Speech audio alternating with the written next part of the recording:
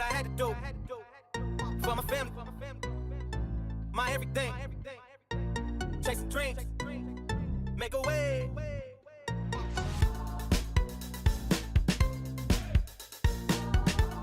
Never had a dollar with my partners. What I had to do for my family, my everything. Chasing dreams, make a way.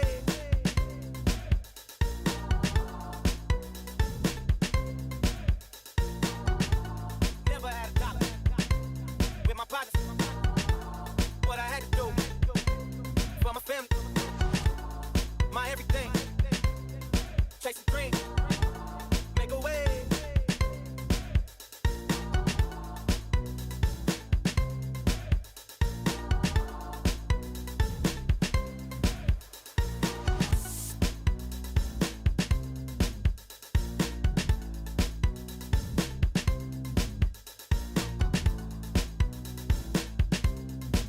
Never had a dollar with my partners.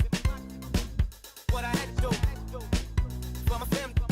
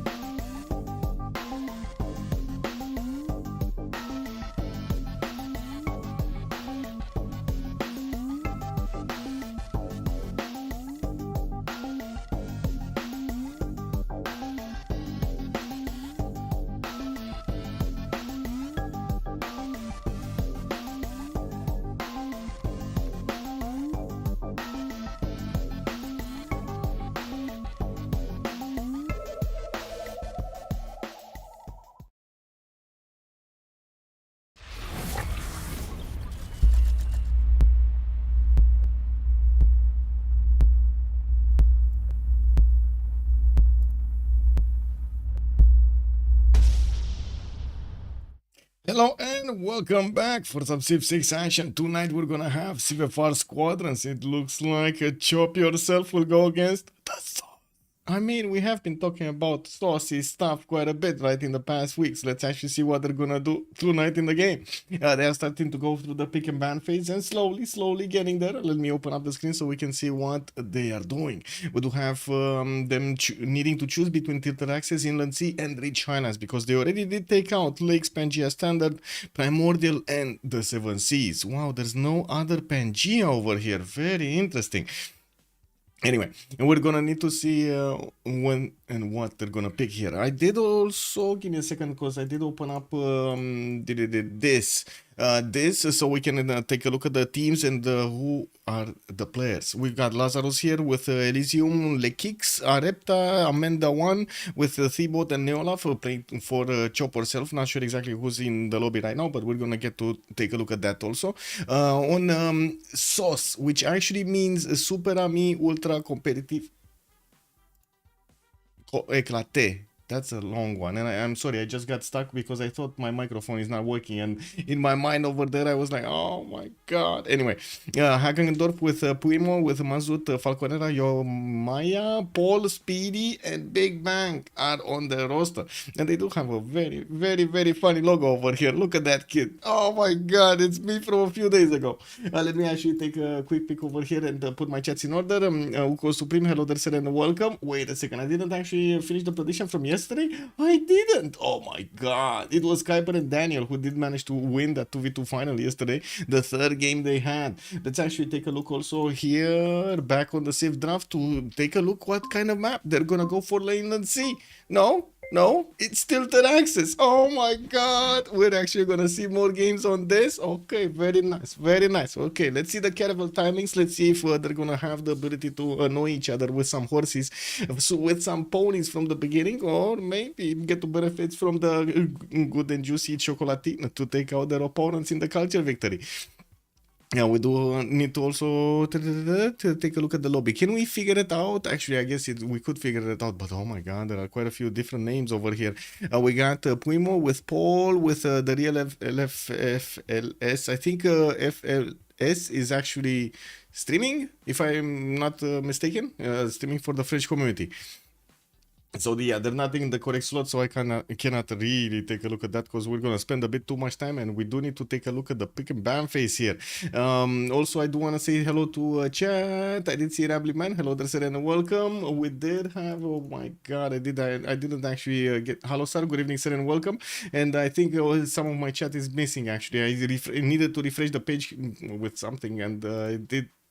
Is it bad stuff? Very bad stuff. It is what it is. Let me actually pop out the chat so I can have them on the left screen so we can take a look at what's going on over here on the pick and ban phase.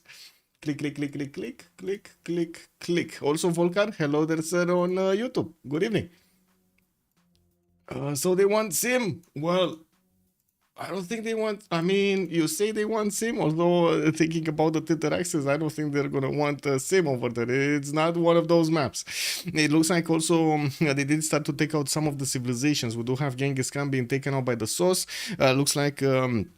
Philip II and also Indonesia has been taken out by the sauce. On the right side, we do have Norway, Congo taken out, and Portugal not allowed in by the Chop Yourself team. Well, let's actually see how they're gonna go through this. They do have 5 more bans to go to actually get into the game. Good evening, Sporion. Hello there, sir, and welcome. Also, Bordanian. Hello there, sir, and welcome. Right on time indeed. I mean, to be honest, with all of the delays that we've had in the last few days, I'm not surprised everybody's getting a little bit late because we did have like what 15-minute delays, 20-minute delays sometimes. Oh my god. Julius Caesar also showing up over here for the sauce in the ban phase. They're not gonna allow him in. Wow. Okay. I mean, Tilted Access usually does tend to be a lot more naval than actually. Land, so we do definitely need to see how they're gonna try to balance that out, and I'm pretty sure it's gonna matter if they do have something like Lotaro over there getting in between the chickens, and that's a problem. We do have Lotaro being taken out, and I do see also Coupe being taken out by Chop Yourself on the right side, and now we're waiting for the last ban from the first phase from the sauce. The sauce, I love this name, by the way. Saucy sauce. It's the sauce.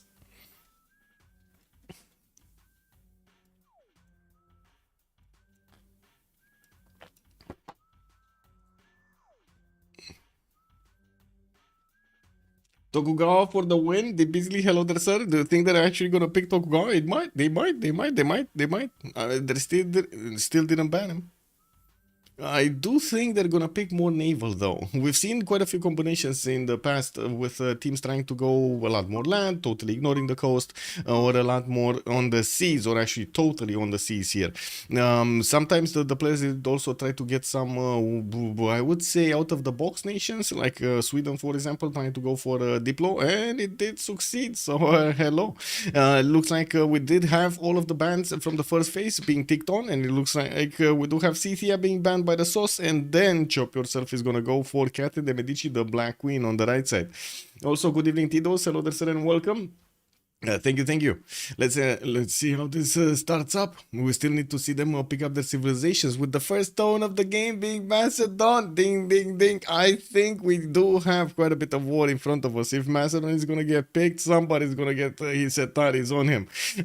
We've seen also how it works on the seas. No problem to get those caravels attack going. Let's actually see if he's gonna manage to get there intact. Zadap, hello there, sir, and welcome. Also, Toku is barely a naval civil. Yeah, barely. He doesn't want to be on the coast over there. Oh my god, have you seen him try to get into the water over there? He spends like an hour getting every toe in. Looks like Chop Yourself is gonna go for Rome here. We got Trajan being considered. I think it's considered, right? They didn't lock him in. They just are, hovering over it over there. Let's see. Are they actually gonna pick him or not? Hello there, BlizzCat Games. Welcome, sir, and Tilted is quite a fun map. Yes, it is. Actually, I do need to change the text right on the screen, so everybody does know actually it's gonna be Tilted Access, because I know you can see it in the animation, but it wasn't actually written down underneath my camera. There we go. It should be fine. And click on buttons. Yep. Darsh, hello there, sir, and welcome. Not seen Macedonia for a while now. Oh, yes, and oh my god, they actually picked it. I've been asking for Macedon, I've been looking to actually take a look at more Macedon gameplay after Daniel did manage to make that splash in the Tilted Axis map, taking out his opponent navally. Oh my god, with Macedon, oh my god. And I do see Chop Yourself is gonna go for Dido, which does have the Byrims and the half coast Cothons, while they did actually lock in Trajan for their first choice. The Sauce team is gonna need to pick up another one here. What do you think they're gonna go for here? They already picked Macedon, right? What are they gonna go for? Is it gonna be something like Eleanor? Is it gonna be Hojo? Ellie? Is it gonna be Lizzie? Elizabeth? Quite a few open questions over here. Come on, so many good civilizations. Also, how many Englands, Japans, and Germanys? All of them, Uko Supreme, all of them. Making him kind of unique in that he is quite good in early galley spam words, since he doesn't need to build up science and can focus on the galleys. Yeah.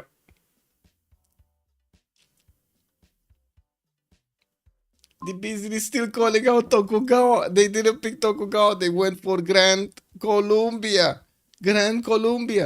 Two land civilizations. Are they actually gonna ignore totally the coast over here? Because it looks like they want to kind of boom them on land, but Tilted Axis doesn't always give you that opportunity. It does have usually multiple continents, like we do see most of the time, like 2 or 3 continents, or I should say big land masses, 2 or 3 big land masses, and then some small islands around them, which does tend to, yes, maybe get some conflicts between a land nation and a coastal nation, but most of the time it is gonna be the seas that are gonna be deciding. Well, let's actually see if they do pick up 4 civilizations that are going to be on all of them on land. They will increase their chances of actually attacking into their opponents with them, no?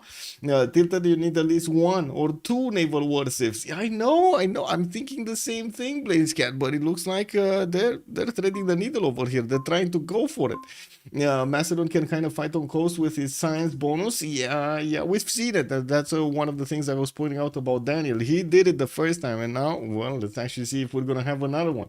Or it's Brazil stuck on a tiny island at the northern map edge again.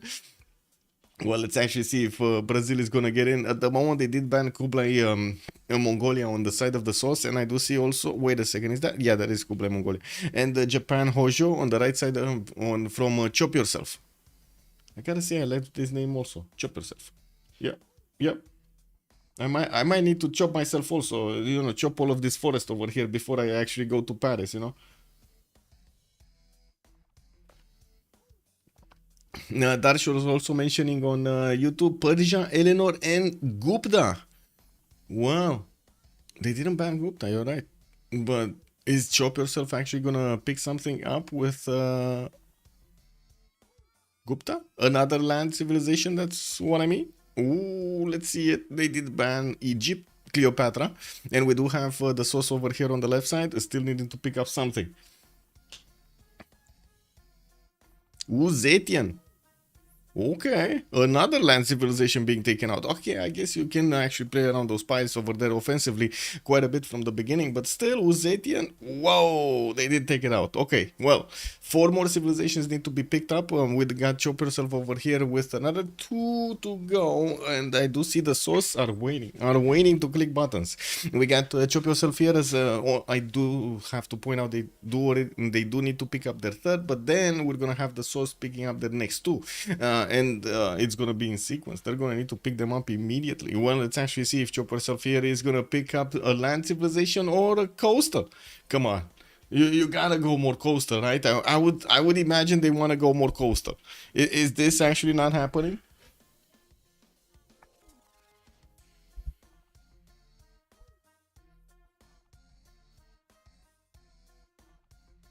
I guess you can kind of play Niedersha on the coast as well. Plus 5 against the full strength units works on land and on the coast, right? Not a problem.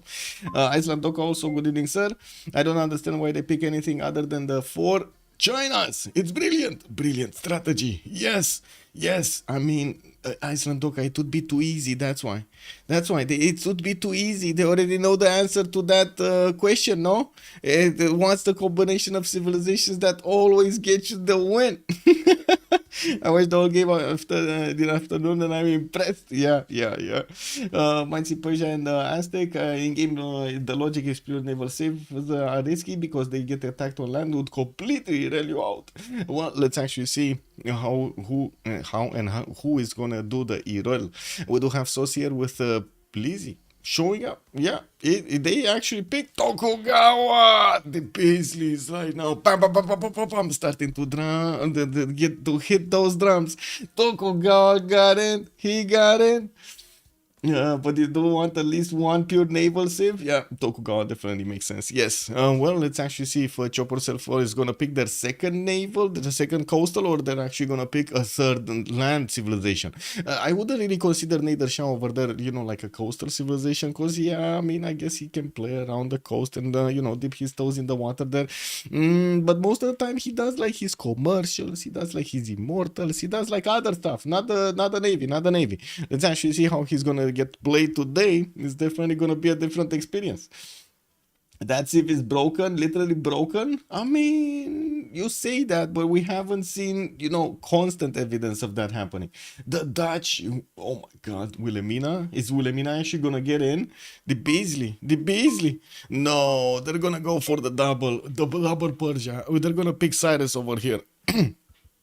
It's all because of the beards, you know. They got on the right side, they should actually have a big beard team, and on the left side we got no beard team, and that's it. I guess there's a, how do you call the chin stuff? How do you call only the chin stuff in English? Isn't that a word for a beard, something? Chin beard or something?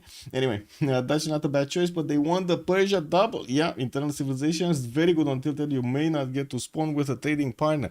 Well, yes, true. But to be honest, a lot of the times that problem has kind of, you know, fizzled out, especially after the introduction of Amani with the city-states. Yeah, not to mention also all of the other bonuses, like the Moksha bonuses, the Pingala bonuses for for the internal traders and so on. Goatee, yeah, that's it, a goatee. Yep. Oh my God, actually, a goatee. Totally forgot about this one. This word over here. It's quite funny. It's like it sounds funny, you know. Yeah, that's why Elizabeth is good. She has the Giga city-state traits. Yes, she does. Well, I do see the players are starting to get into their correct slots, and I think we might actually need to reload this, as in we need to reconnect, so we do have the full pings to everybody. And hopefully we're not gonna have any desyncs and other issues in the game. Hopefully, you know, just hoping for it. Okay, okay.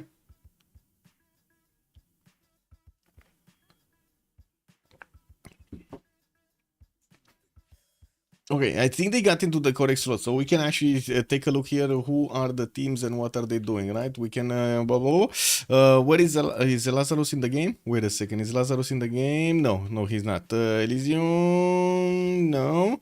Neolaf, I don't think I saw. Oh, I did see Neolaf. Okay, so we do have team 2 over here as Chop Yourself with Neolaf, Lekix, Lazarus, and Amendewan. So Lazarus was in the game, and I really didn't see him. Wow. On the other side, on the sauce team, we got the Big Bang sauce here with Paul sauce, with Mazout sauce, and Puimo sauce. I think I hope I'm spelling this correctly, like, you know, reading it out loud correctly. Puimo sounds fun. Well, let's actually see. Name the teams for the spectators. Yes, thank you. Yep, chop yourself. Yep. Man, I'm gonna start saying chop yourself a lot more. Tokugawa is gonna be the first slot. We do have Neolaf second with Daido. Lekix is gonna go for Cyrus. Looks like Mazu is gonna go for Elizabeth the First. And did I pronounce that correctly? Mazu, you don't actually pronounce the T, right? Or is it Mazut? Mazut. Lazarus on Trajan. We got Paul there on Simon Bolivar. Big Bang on Alexander. Amende on Nader Shah. And we're readying up. Colombia also nice for being frugal since he doesn't need an encampment. Nothing stops him from getting comp up. Yeah, Alexander will need money to max his usage, but his unit production is good enough. Well, let's actually see what will happen in the game here. I do want to start up the prediction for how many remaps are we gonna have. 0, 1, 2 as possible answers, and also click off the screen because we don't actually need it anymore. We just can take a look at the game and that's it. They prioritized the money.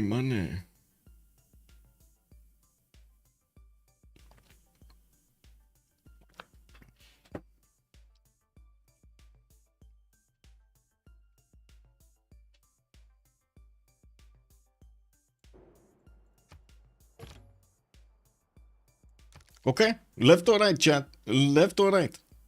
We start from the right. Oh, Bordanian was first there. Okay, we start from the right. Puimo is gonna be. How did you know it's gonna be Tokugawa on the right? Oh my god, man, you got a crystal glass somewhere. Let me actually see where Tokugawa is first, so we can actually talk about him. We got Japan on the northwestern side of the map. Looks like he's gonna have some whales and crabs in the water there with some fish for the extra food. He's gonna also have a decent amount of territory here to settle with a lot of chops, mountains, and from what I do notice, a lot of cocoa. Oh, looks like he's gonna have the banana cocoa split here. We got him on the left side with some gems on the coast there, and it looks like he's also gonna have. Wait a second, this is Persia, right? This is Persia. That's gonna be one of his opponents. He's gonna be to the southwest, Persia, and that's not that far away. Looks like Lekix here might actually get a good opportunity to go against Tokugawa directly. We do also need to see how Puimo is going to get to use all of this territory. I'm pretty sure he's going to want to get more cities on the right side because of the position of Persia there rather than anything else. And of course, the south is quite available here. Let's go next and take a look at Lizzie, which is on the total opposite side of the map here. We got London benefiting from Wales and his own fish here in the water. Gonna have quite an array of incense tiles around his territory. I do see 4 incense tiles with some tobacco. Also, a lot of plantations. That's gonna be like what? Already 6, 7 plantations that we do see in the first few cities. I do see he's gonna start off with a builder first, and I do have to point out he's also gonna be next to Simon Bolivar. He basically knows the position of his ally here, and he's saying that, okay, it's fine, I don't need to actually get a settler, or I should say, I don't need to actually get a scout out. It's gonna be all good. We're gonna get the builders out to improve stuff, and then get to increase our tempo. Well, we do see he's gonna have coastal settle on the cattle tile over there next to the lake, so he can get the fresh water, and I guess he's gonna have a not a good adjacency harbor. That's what I mean. No, we do need to move forward towards the source here. Simon Bolivar Paul looks like he's gonna get his bananas. 3 tours on the Magdalena something river, Magdalena River. We got him with scout coming up in 3 turns. He's gonna get tobacco probably in the second city. I would imagine he's gonna settle towards the northwest. And look at that, the cat started to show her tail again.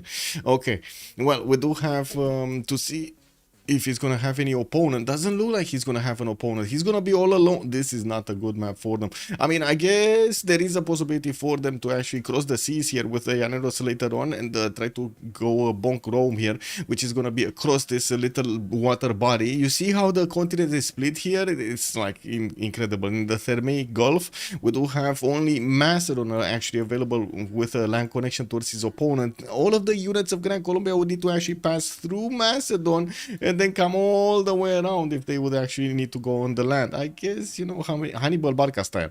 And we do need to see also if we're going to have them actually choosing the water route. There is a connection with shallow water between these two water bodies, land masses, and I don't think it's gonna be that big of an issue to actually get them through. Of course, we'll see. Wait a second, it's snowing in Florida? How is it snowing in Florida? Amazing. Anyway, isn't that like not ever happened or something? How do you get snow in Florida? Yeah, what is that, man?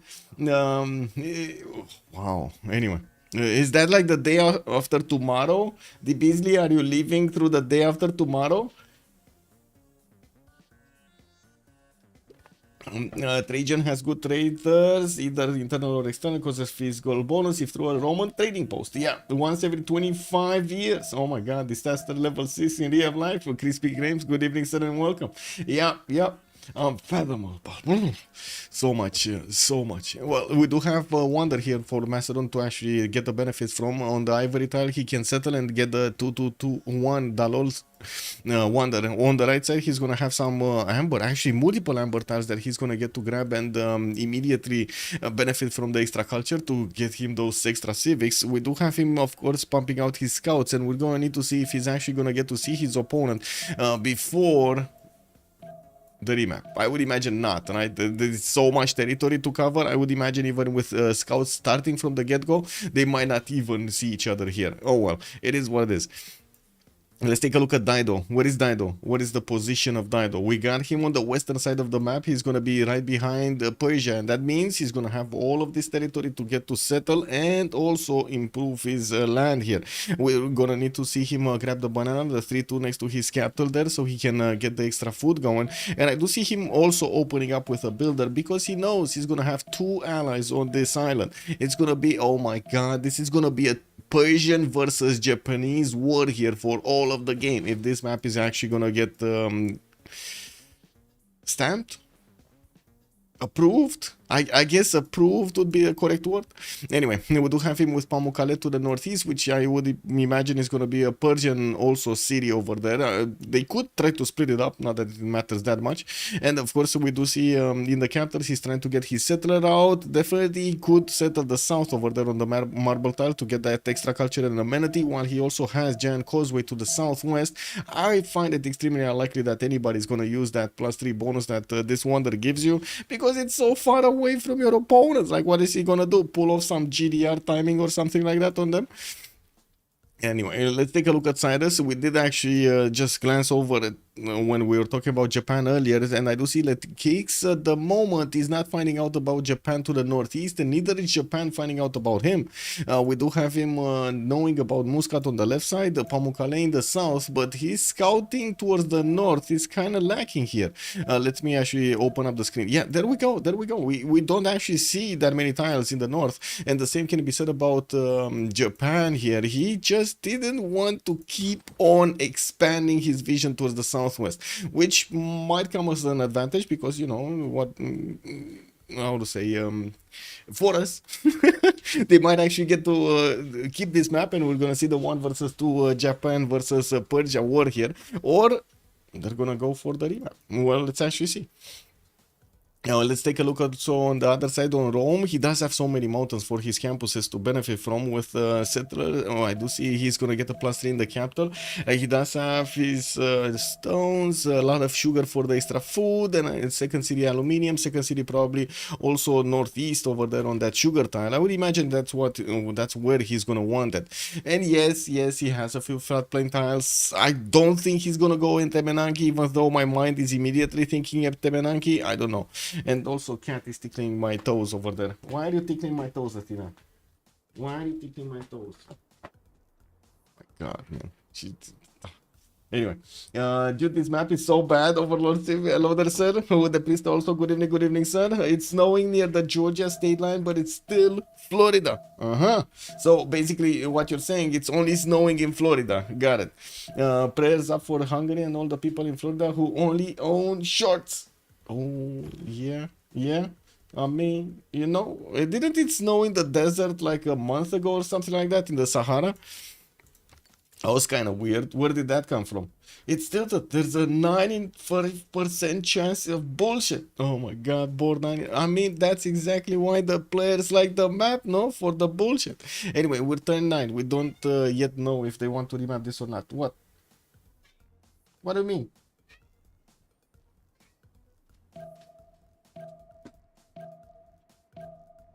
So, she saw that I'm talking to somebody, and now she's very annoyed that I'm not playing with her. I'm competition, guys. Guys, you have competition. I don't know what to say. Alexander going bronze first. I mean, he knows what to do, no? He wants to get those encampments down. He wants to get those Basilica Aids going. The replacement barracks. Anyway, we do have Mashad also benefiting from some cocoa in the north with diamonds for him to settle there, so he gets the extra gold from. We do have him with a decent amount of rivers, and I'm pretty sure he's gonna really love to settle the north. Look at all of these beautiful tiles. Fountain of Youth over there, just giving his people 100 years, 200 years worth of a life, with some pigs next to benefit from. Beautiful. That's just beautiful. Yeah, people didn't know how to drive. Atlanta GA got a little snow one year and it shut down the city. Oh my God, everybody was like skidding all over the place over there, you know, like with how do you call it, summer wheels, right, that don't actually have like anything in the winter. It's like 1 degree in Helsinki, could be -25. Oh my God, okay. I'm glad the polar vortex is not on this side of the planet. Oh, yes, that's true.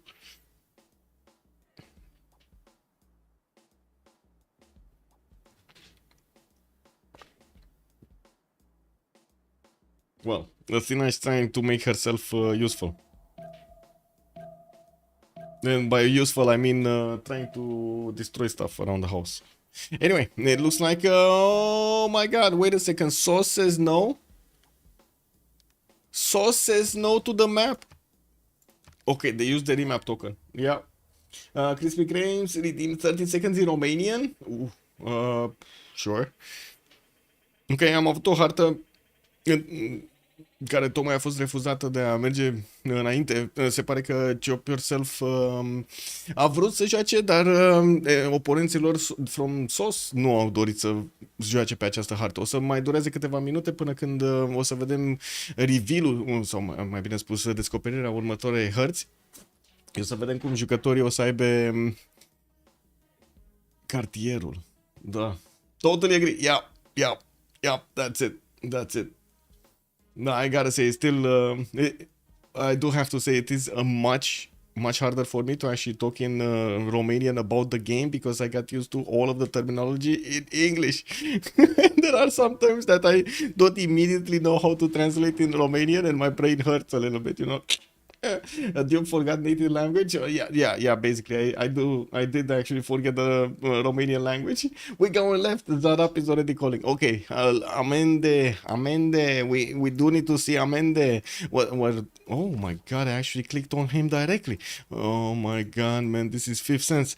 Now we do have Persia here getting his 2-2 base. I do see he has something with Mercury. Okay, that's an extra science point over there. That's a Mercury tile. I do see turtles in the water, and we do have him with some pearls in the south, in the Gulf of Oman. Wait a second, why does it did not show? Why does it did not show? It says faith over there, but oh, okay, whatever. I do hope that's a that's a. Oh, it's not. That's actually Sripada. Sripada is not a. Okay, never mind. Never mind. Game throwing me curveballs. I didn't see that. Sripada is that a wonder to the southwest of Persia, so he can benefit from in the second ring, in the second city. We do have Gran Colombia also northeast of him. That's gonna be him bonking or getting bonked by Gran Colombia during the game. I'm pretty sure there's gonna be quite a conflict zones here evolving. Yeah, we're going to need to see how Persia is going to try to make use of all of these lakes here and also his space on the right. We also do need to see Mazu. Oh, wait a second. Mazu. No, we're on the other side. Never mind. Rome. We need to see Rome. Oh my god, I clicked again. How is it possible that Rome spawned in about the same longitude and latitude that we had the last time? How is it possible? He had an island the last time. He has an island this time. Is this like some Rome language or that we don't understand here? Anyway, the magic, man, is happening. We have Rome with quite a few tutus, and I do see also him benefiting from the rivers here. He might actually consider to move one tile to the southeast on that hill, but that would still mean he's gonna give up on that turn over there, and most of the time the players just don't want to give up on that extra tempo. He has the ivory tiles in the north, also quite a few camps there to improve, and I do notice a decent amount of fresh water on the left side. So yeah, there we go. He said no to moving one tile. By all means, Bay to the southwest, while he's going to have quite a few islands. Unfortunately, now that he didn't actually settle the coast, he's going to need to get that harbor out in the second ring, and we're going to not have it with the full adjacency that he would have had, but I guess it's fine. He's going to be more protected right here. Nobody can actually take his capital when it's not coastal, and I do have to say he does have Dido here to the northeast that he could have actually traded and get some protection from the coast. I don't know, man. I guess he didn't, yeah, he didn't trust Dido. That's what's happening. He didn't trust the Neolaf over there to protect him from the scary boats and the crabs, you know. Rafifi also, bonsoir monsieur, bienvenue. Circassian, good evening sir. Cat jam for Daniel. Yeah, I mean the cat is definitely jamming. Is this the first division? No, I believe it's actually third division if I'm not mistaken. Give me a second. It's 3A. Wait a second. They have more divisions of 3? Oh, they have division 3A and division 3B. And they are here. Let me actually show you this. They are actually these two teams, the first two teams. I'll put the stream instead of crying on music from To the Moon or Finding Paradise. Well, I hope you're not gonna cry watching me. Just saying. Anyway, now we do have the scouts coming out from Rome. He's not gonna get to discover that much on this territory. His little island, yes, is snaking towards the north, but it looks like it's not actually gonna have another body of a civilization on it. Well, let's actually take a look at Cyrus, which is going to be right next to the city of Tyre here. We do have Passagarde with the ability to get a coastal city quite quickly, so he can actually trade with his ally here, Dido. And I do notice he's also going to get his scouts out. Probably will need to scout out Pelagos to the northeast. We got over there from the Expanse coming out that big battle cruiser to handle Persia. We're going to need to see if Persia is going to manage to handle the heat, and as you've seen yesterday, those immortals sometimes they're good. When they expire, it's a problem. Let's actually see if he's gonna manage to overcome that problem. We do have him with a decent amount of food from the rice tiles. 2 rice tiles actually are going to give him the extra food in the capital. With a possible Temenanki city there. I said it, okay? It's a possible Temenanki city to the northwest. I would imagine he's also going to be settled over here by the city of Pella, because you do see to the southwest that there are going to be 2 good cities for Pella to actually go for. Actually, it's much better for Passagarde to settle this one, but still, you know, you can get that one going. Now, while I do also notice, we need to talk a bit about Dido before we move forward. Tyre 2-1 Amber, extra culture from the beginning. He's gonna have the fish to improve and get the food. I do see more cities in the south. No 2 base though. I guess he could do this. It's very unlikely that he's gonna want 2 cities here anyway, right? There just aren't enough tiles for a big city. So he's probably gonna put his city on that tribal village and be done with it. Get the pearls improved, get that turtle in the third ring, get going. I do see he's also gonna have to the northwest and north a few more cities on the coast. While yes, there's a river spanning on the inland between the mountains and the coast, we're gonna need to see how much he's actually gonna want to get these inland cities. I would imagine also he's gonna need to protect himself from Tokugawa in the north, or do something badly to Tokugawa. So we're definitely gonna need to see him prepare his boats here in the Pantalastic Ocean if this map is gonna be chosen. Now let's take a look at Macedon. What does he have? Okay, so first of all, I do notice the gypsum tiles, right, giving him that extra point of gold in the production. Unfortunately, that also means he doesn't have that much food to grow. And you do notice he's getting his settler pumped out in 5. He still doesn't know about his opponent. Macedon is getting his scout towards the south here. And I do notice the warriors moving towards the north. Oh well, it is what it is. Fly me to the moon and back. Yeah. No, I don't know actually those songs. I gotta say, I actually don't know those songs. But anyway, it is what it is. I tend to not actually listen to sad music. I don't know. Maybe it's just me. Okay, what do we have?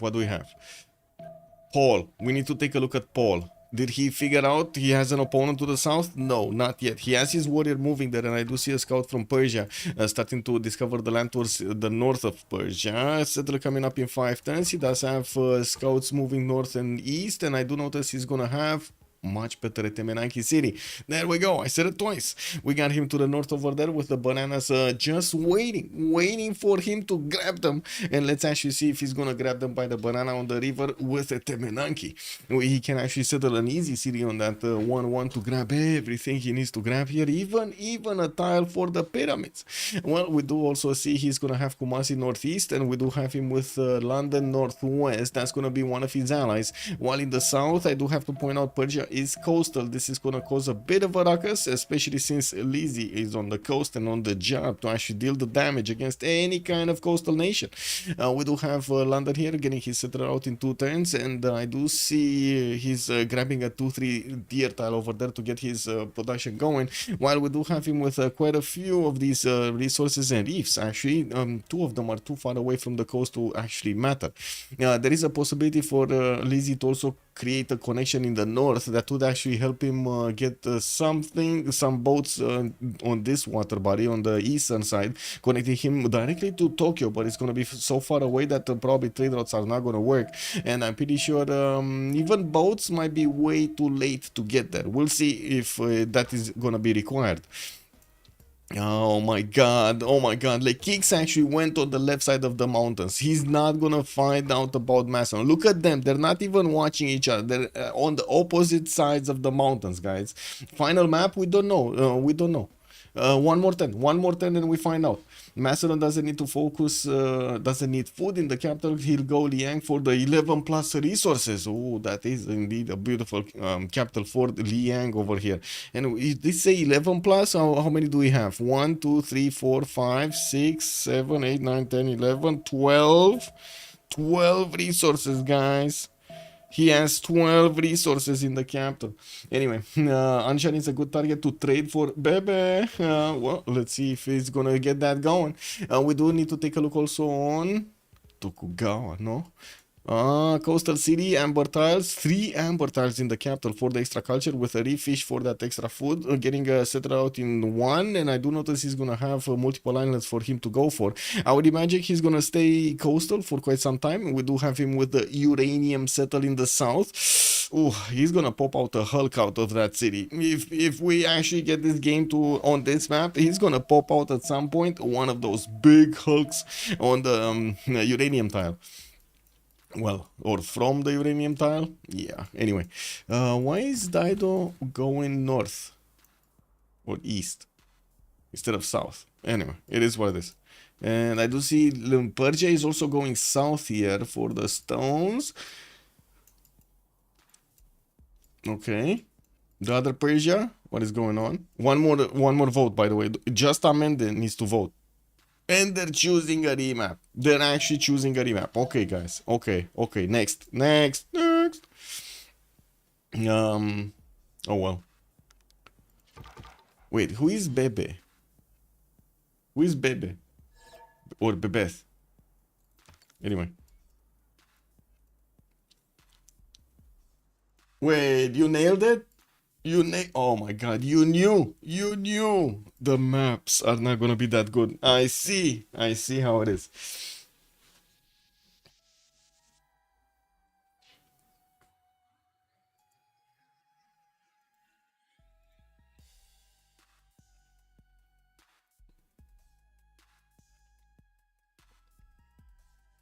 So whatever map is gonna be revealed in just a few moments, we're gonna get to see it.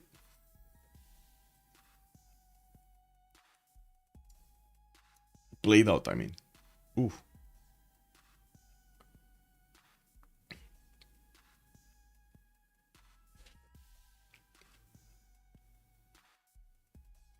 Technical up next. Don't you dare, Tolkien Bruken. What do you mean? Good evening, sir, and welcome. Calling out the remap over here. Oh well. Where are we going? Left or right, chat? Where are we going? Left or right? Where? Left, right?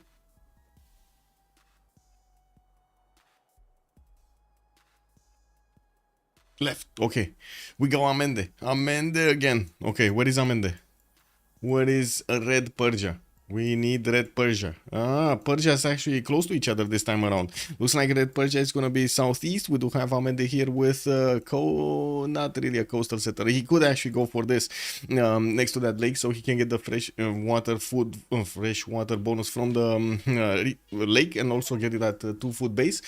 He also will have in the north, by the looks of it, England on the coast. That will be a problem. At the moment, he cannot be attacked from that tile on the coast unless it's a single battleship, right? A single frigate. But I do notice Amende here. Well, he might actually move. So let's see if he's gonna go coastal or he's gonna stay. London being on the coast is gonna pose quite a bit of a challenge, and definitely I'm pretty sure Amende is gonna try to stay away from the water. We do have also Persia benefiting from horses in the first ring, a 2-3 deer tile that if he moves he's gonna get immediately in his capital. And of course I do see he's gonna have some extra food from the rice tile. Will also open up this wine setter in the south. It looks like everything is in the stars, so he can move, and he moved. Yeah, there we go, he moved. Lancer, good evening sir, and welcome. Not a good day for the Shah. Well, I guess Amanda over here is gonna try to make it good. We do have Mazu in the north that he's gonna have a target against, and we do need to wait and see how he's actually gonna play it out. Builders coming up in 7 turns. Looks like he's working the right style for that immediate extra food income, and we do notice he's gonna start discovering the lands towards the southwest, where he does have multiple settled spots on that river to get the fresh water from. Biggest question would be, how is he gonna want to play this? Quickly against England or slowly? We do have him benefiting from iron in the third ring. He did settle his horses, so immediately when he's gonna get animal husbandry, he's gonna acquire the horse per turn. Let's move forward towards Lizzie. No. Sorry. That's Rome. We need to take a look at Rome first. Oh, I have the Sahara next to Rome on the left side. He's gonna grab those extra science points. I do notice he's gonna have quite a few 2-2s, 3-1s in the capital, with a scout coming up in 3 also. We do have him east side here with a settle on the right spot on the coast, and by the looks of it in the south, he does have some lakes for the fresh water, but not that much. Not that much, I gotta say. This good-ish territory. Good thing is at least he has some mountains, and he can aqueduct this series if he's gonna need to play some non-fresh water, which I'm pretty sure he's gonna want to. He does have 3-2 banana also in the third ring. That's a bit expensive, and I'm pretty sure his neighborhood is, by the looks of it, extremely hot. Extremely hot. Like, we got Gran Colombia southeast, and then it's gonna be on the coast here, Neolaf. So basically, well, I guess he's gonna have at least Neolaf to trade with, right? He's gonna have Neolaf to trade with, while Gran Colombia is gonna pose quite a problem.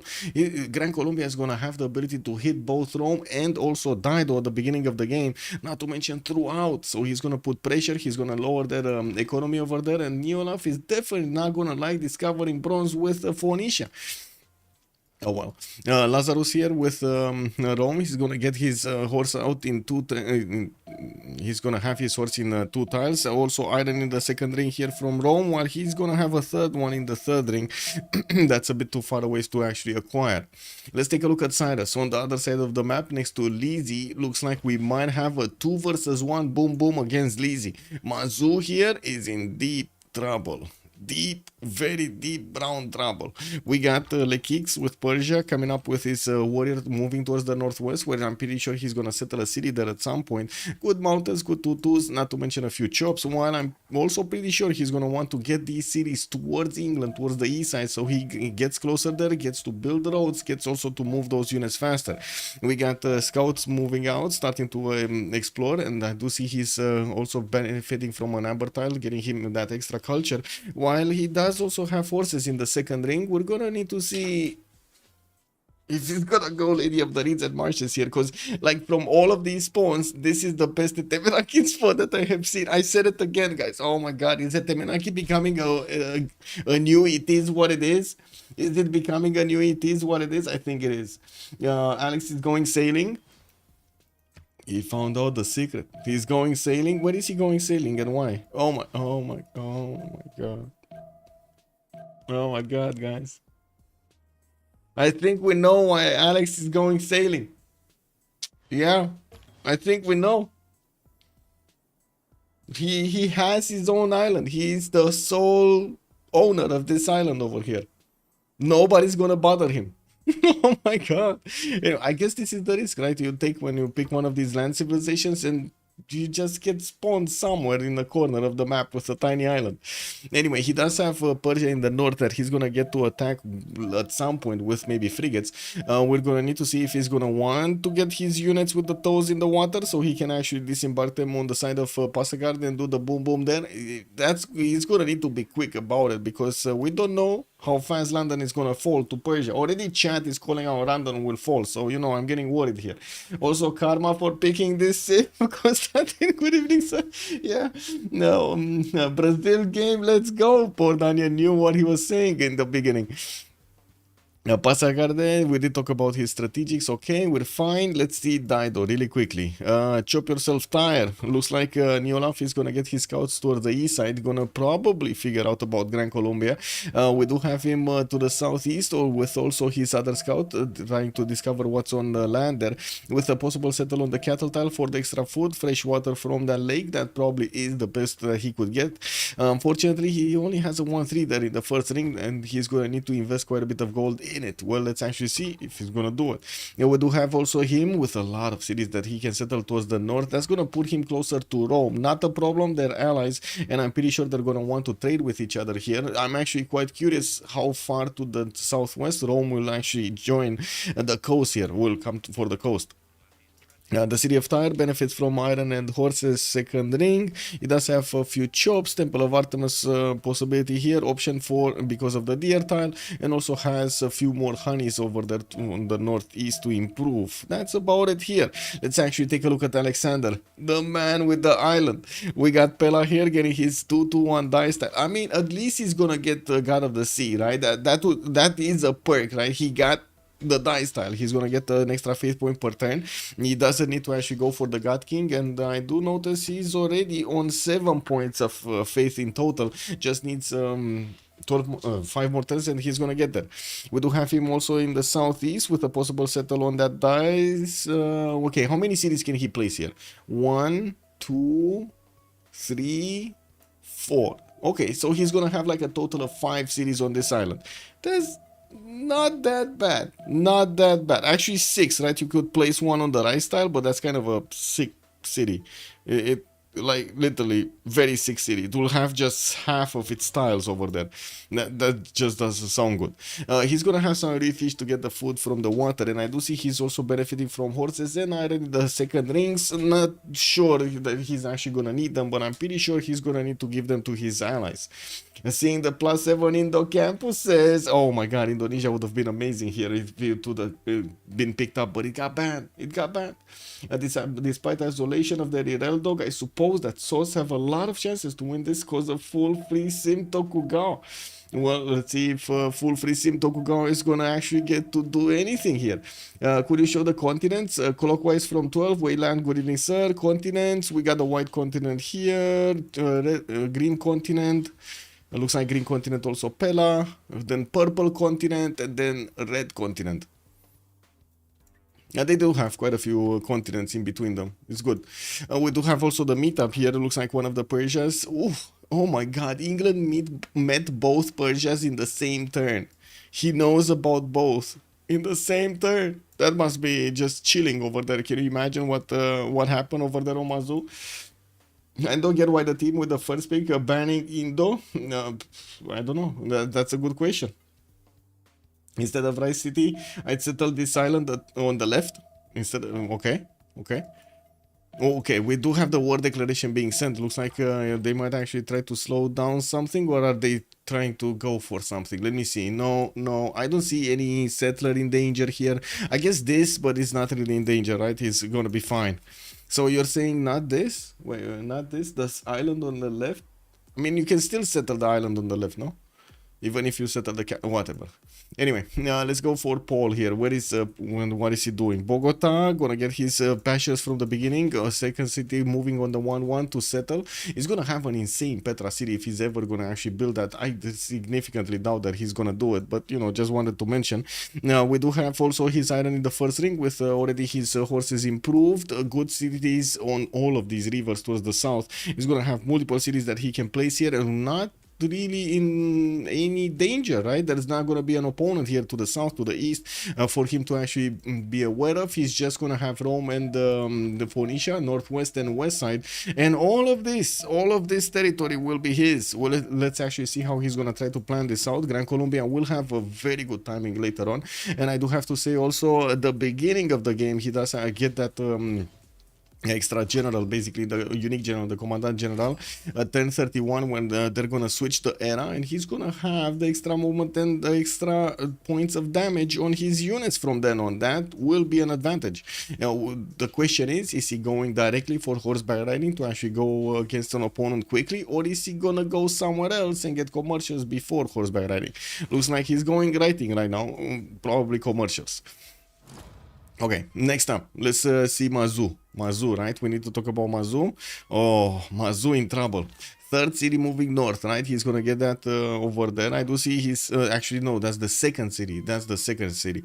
We do have in the south already him trying to keep away Persia from his territory. Same can be said about the west. All of these units are actually shadowed by the Persian units, either the purple Persia or the red Persia.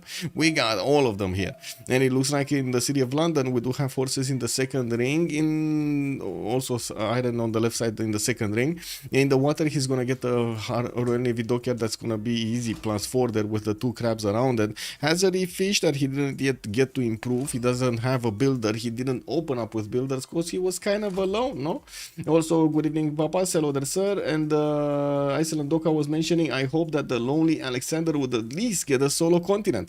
Yeah, that would have been amazing, right? At least he would have had something to trade with that others didn't, but no, he's on green continent. It's shared by a lot of teams here, a lot of players. How is the Toku spawn? We're just getting there. I was trying to see what's going on here. Okay, I guess it's all good, right? And I do have to mention, since we do have the -5 on the units, I'm pretty sure they're not gonna bonk cities at the beginning of the game. We're gonna need to wait for them to finish this early stage so they can start going there.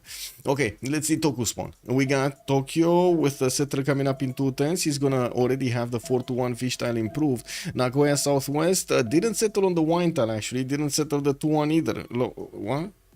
That's a grassland hill. He settled on a grass. Okay, very interesting. I would have really thought he's actually gonna settle either wine or the iron or something, like not that hill.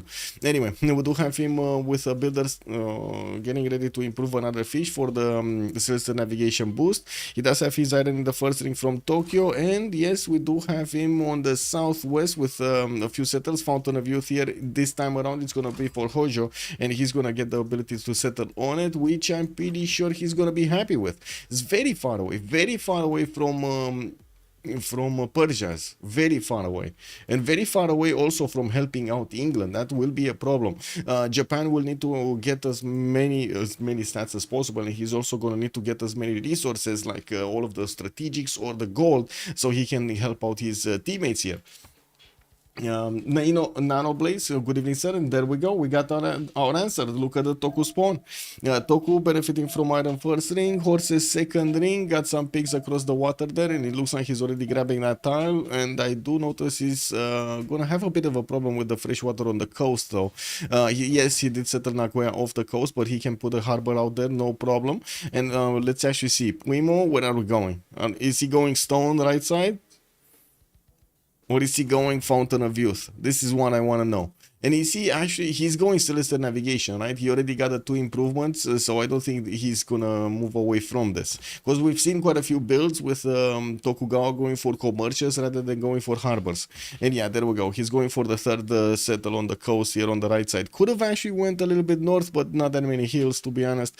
So I think he's making a good choice here on the stone tile. Okay, we got it. Okay, so let's see Pantheons. I did notice that it was an early Pantheon from Rome. He did pick up religious settlements, getting more production towards his settlers, and I do notice he's starting to get a builder in Ravenna. Settle that city next to Eye of the Sahara so he can get the extra science points immediately. He is on 7 science right now with 6 culture. We do not have him with that many extra settles though. Like, it's quite surprising. I'm sorry, this is quite surprising. I was expected to see a third city or even a 4th settler already in the build queues, and his third city settler moving somewhere. I'm not sure exactly what slowed him down here. Maybe management of his tiles or something, but he definitely got slowed down. Usually with religious settlements, because of that extra production you get towards settlers, you do see the players going for 4 cities quite early on. Southwest, still no Pantheon. I do see, oh my god, Holy Site opener here from Phoenicia. Okay, this doesn't smell right. This doesn't smell right. Does this smell right to you, chat? White Ravenna at 1 tile to the west, trading to Temple for 50 gold. Yeah, I know. Yeah, I guess it is what it is. I was expecting him to also settle right next to the Sahara, but he chose not to. I'm not sure. We'll see. Maybe he has something else in mind. I don't know. Maybe some aqueduct placements, bath placements, maybe some districts, so on and so forth. Anyway, we do have monuments coming out from Bogota. Looks like also Gran Colombia getting his settler out in the south there. Builders coming out to start improving. Wait a second. No, this is the same builder that he actually had before, right? He improved 2 patches and it has another charge. We do also see him with Samarkand in the southeast, which at the moment he's not actually getting some envoys into. Auckland on the coast is going to be available for them. And I do notice from the north, Rome did figure out there is a way through the mountains to actually get around with that warrior. No?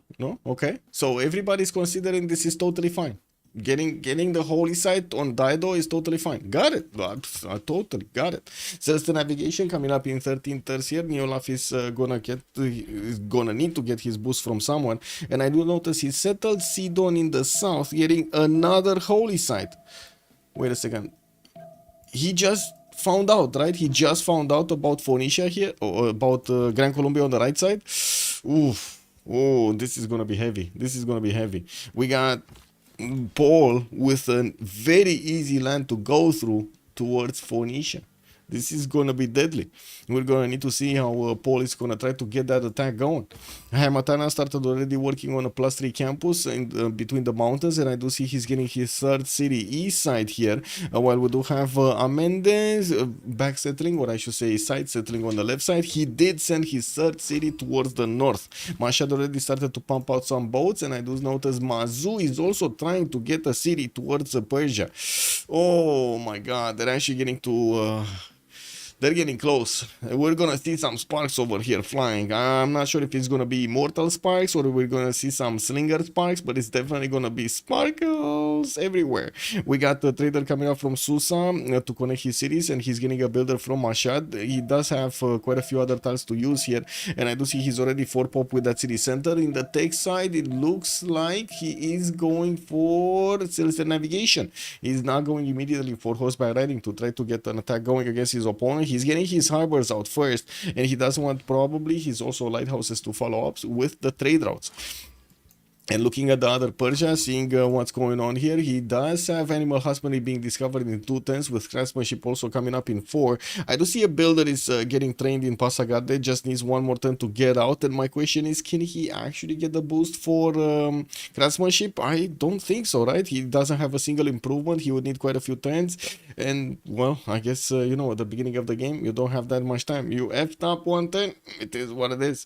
He's going to put that 3rd city on the eastern side, where he does have a lot of floodplains. He did choose to go for Lady of the Reeds and Marshes, so we might actually see a potential Temenanki here, directly in the capital or in the other cities. In the capital, he does have like 2, 4, 6 tiles, 7 tiles that he could actually use for a Temenanki. Not that bad. While he's also going to have quite a few other resources to get going, it looks like he's choosing Moksha in the capital, so I would imagine he's not going to go for a Temenanki from that city. There is a Japanese scout coming in to play. We do have him standing right in the face of the trader. He's right there. Move it. You cannot pass. Boop, boop. Well, let's actually see if there will be some unit that's gonna try to... Oh, never mind. Never mind. Puimo just gave up on that trader. It is what it is. Hunde Priester, a bit weird with the holy sites when he has no good placement for it. It is a +1 and a +2 only. Yeah, I was thinking maybe some era score, that would have been nice. But I'm actually very, very curious about this opener with holy sites on Dido. I don't think we've seen this. I mean, I guess, sure, you can actually try to go for some district discounts at the beginning and try to nail those timings, but it just feels off because the population count doesn't rise up that quickly, so you can make up for the original holy site investment that you put in. So if you if you need to go for something different like a bronze working, you need to go for that in camo, you need to go for your general, you need to give up on something else. It's either going to be a harbor, it's either going to be your government plaza or a campus and stuff like that. You don't get that many slots. So let's take let's do a quick roundabout. You have like 3 cities. That's gonna be all 3 cities with each of them having 4 pop. That's gonna be 2 districts each. That's 6 districts in total. That's it, right? We get 3 harbors, 3 holy sites. Boom, that's it. You don't have any more slots. The same can be said about the other ones. So if you increase that count and you say, okay, it's gonna be like 4 cities with like 7 pop each. I mean, sure, still not that many districts, especially if you open up with these holy sites. To get to the 7 population, it's gonna be hell. It's gonna be a problem. Not even Feed the World can actually get you there that fast. Even though I do have to say I traded myself. Don't get me wrong. It is what it is, no? We do have to see if this is gonna be the correct strategy. Yes, he could pick up something like a Defender of the Faith. Possibly, right, to get an extra +3 on his defense. I would imagine, like we've seen multiple times, people would like Zen Meditation for that extra amenity. It's very powerful. And also get some more bonuses from each of the cities converted. Well, I guess we're going to need to wait and see. There's no magical button here that we could actually go for the fast forward. We got the Moksha establishing in the city of Bogota. He did go for God of Open Sky, and already he has the extra culture coming out of his pastures here. I do notice also Cartagena Indias is not working on anything right now. He needs to get something going there. We got Moksha also establishing in the city of Lazarus. He's going for his 4th city quite quickly, and I do notice he's starting to move north. I would imagine he's gonna go somewhere here. Looks like he's going directly on the corner over there on the aluminium tile. He knows nobody's actually gonna come against him on the coast, so that's gonna be fine. He's not gonna get attacked by 3 boats. Well, let's actually see. We got Persia already putting pressure on England. I gotta say, if he's keeping England like this, he's not allowing England to get his harbor down. If he's not allowing England to get his harbor down, no free free boat for England. This is gonna be an issue. We do have in the tech side here, it looks like Mende is gonna go for his mining. Craftsmanship is coming up in 1, and I do have to say he has a few builders just running around. We do need to see if he's gonna start chopping and if he's gonna start to go for directly bronze working to get on the lander. I think he just figured out he's not gonna get that attacked on the coast, right? Because he managed. So first of all, Manchester not coastal, London is coastal, but is already blocked. He doesn't have his harbor out, nor did he have a boat to defend himself here. And the city of Liverpool, not on the coast. That's a lake. That's a lake. Okay, sure, big lake, but that's a lake, right? Yeah, what the F is Manchester? I know, right? I don't know what Manchester is, but anyway, 17 turns to get an encampment down. Must be because of the pigs. They stole the truffles, man. Also, no free boat for England. Oh yeah, Constantine, you're right. It is Elizabeth. Always with England in that boat. But I can't rely on Constantine to tell me no. Thank you. There we go. It is what it is. England will full die here, I think. Red Persia on water, Bulper Persia on land. Can defend both. I'm not even sure we're gonna see Red Persia going on the coast here. Yes, he got those 2 boats right in the face of London. Gonna keep him there. Rule Britannia, rule the waves. Well, I guess he's not ruling the waves right here. Well, we do have also Pantheon. God of the Forge is going to be picked up by Persia. And I do notice Mazu, for some reason, he actually crossed that river with his slinger. Ooh. Yeah, I guess it is what it is. Mashad gonna get his moksha out in 2 turns there to get to add a bit more culture to that city center from the population. I think we need to keep on moving. Oh, there it is. There it is. The crown jewel of the game. Oh my god, man. Whoever has it, Temenangi wins. Let me actually put up over here a poll. A quick poll. I wanna know. Whoever gets...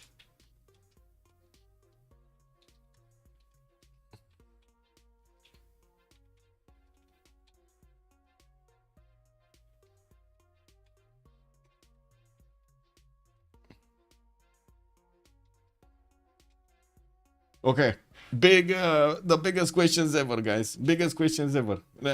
Whoever gets it, Temenaki wins. It's a question, not a statement. Let's actually see. Is it yes, or meh? Yeah, I like the Great Bath. Oh my god. Gordian is off fresh. Wait. Gordian? No. He has a river, but the banner of the city is actually covering it. We do have 2 campuses already starting to be worked on. Looks like Persia did manage to put one from his capital. That's going to be a +2 next to the mountains, with the +3 already finished in Hamatana. He did manage to get the princess alive here. The trader is still there, choosing to move between Hamatana and Pasagarde, slowly getting the bonuses to both cities. We also do see Persia still keeping up the pressure against England. I do have to say England here will try to bonk this galley, and we do need to see if Persia is going to manage to get that second one to stay there. He did notice Ayutthaya in the north, and I'm pretty sure that second boat should actually come back. We also do see Persia is making a line of units, England making a line of units. They're just doing a staring contest right now. They're trying to scare each other to death using the deadly, gazes. And we do need to see also if Mende is going to go for his technology. Yes, Bronze Door King coming up in 4. I do have to say already England is putting down encampments from his capital and from his second city. We do have also Bogota here starting to get archers out with also his monuments and the campus. That's a 0 GCC campus in the city of Cartagena. Like, usually players don't prefer to do this. Commercials, sure. Level 0 campuses, no. Who do you pray to as a blind dog priest? What? Pray to God. What do you mean? You just pray to God. No, it's the one and only. It is what it is. Wow. Okay, Rome 4 cities. I do notice he's starting to get a few warriors out, or I should say one warrior from his capital. He also does have builders starting to improve his horses, and I do see his 3-2 sheep tile is getting some improvements there. We do have in the city state screen also Cardiff, Hong Kong, and Auckland coming out for the industry. Chinguetti with Jerusalem and Armagh will be providing some religious bonuses. Venice, Zanzibar, Hunza, and Samarkand will get the trade bonuses, while I do see Kumasi with Ayutthaya will be the culture ones. I do see Phoenicia is already getting his toes in. Kumasi, we're gonna need to see if he can actually trade possibly. Yeah, he can trade with that city center, no problem. And wait a second, is he getting a third holy site? No. Ugarit actually got placed, but no holy site from there. Maybe he's actually gonna put down his Kothon right now. You know, maybe he's gonna get his Kothon right now. Now we don't also need to see on the right side if we do have Government Plaza. Yes, started up from Lekix. We did have a significant boost of science on Lekix here. He's on 12 science with 12 culture compared to Amende, for example, the other Persia 8 and 9. While we do have Amende getting a little bit pushed by the Cats of England. It looks like he's holding the line, guys. He's holding the line. There will be a lot more time until the encampments actually finish on England. Yes, his captain encampment is finishing in 3 turns. 3 turns. We might see Persia here get that encampment chopped in those 3 turns. Anyway, it's finishing up in 3. Bronze working is finishing up in 3, so I guess at least that. Raskor. We need to see Big Bang. Big Bang. One more point. Oh my god. Wait. So wait a second, is Big Bang coming to the rescue? It's Big Bang coming to the rescue. We do have him getting God of the Sea. He got his points of production here on the crabs and on the fish. He's getting more builders, and he built 3 boats, 4 boats. He's going for the offense. He's going for Persia. And Amende doesn't know. He will put Government Plaza next to it. It will become +3 at least. Well, yeah, at some point, yeah. Wait, next to which one? You mean next to this one? I mean, it will become a +3 in a long time.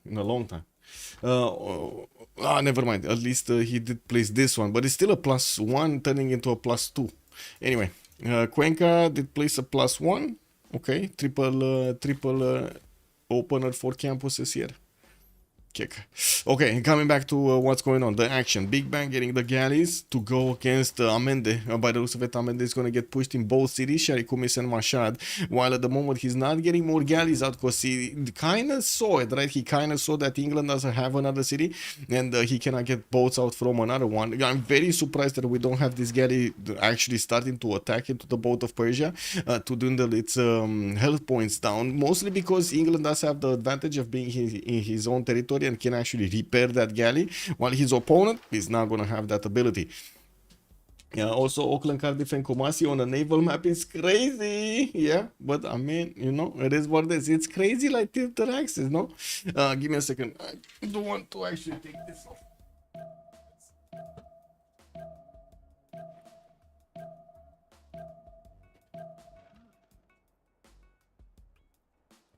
Bam, bam. Bam, bam.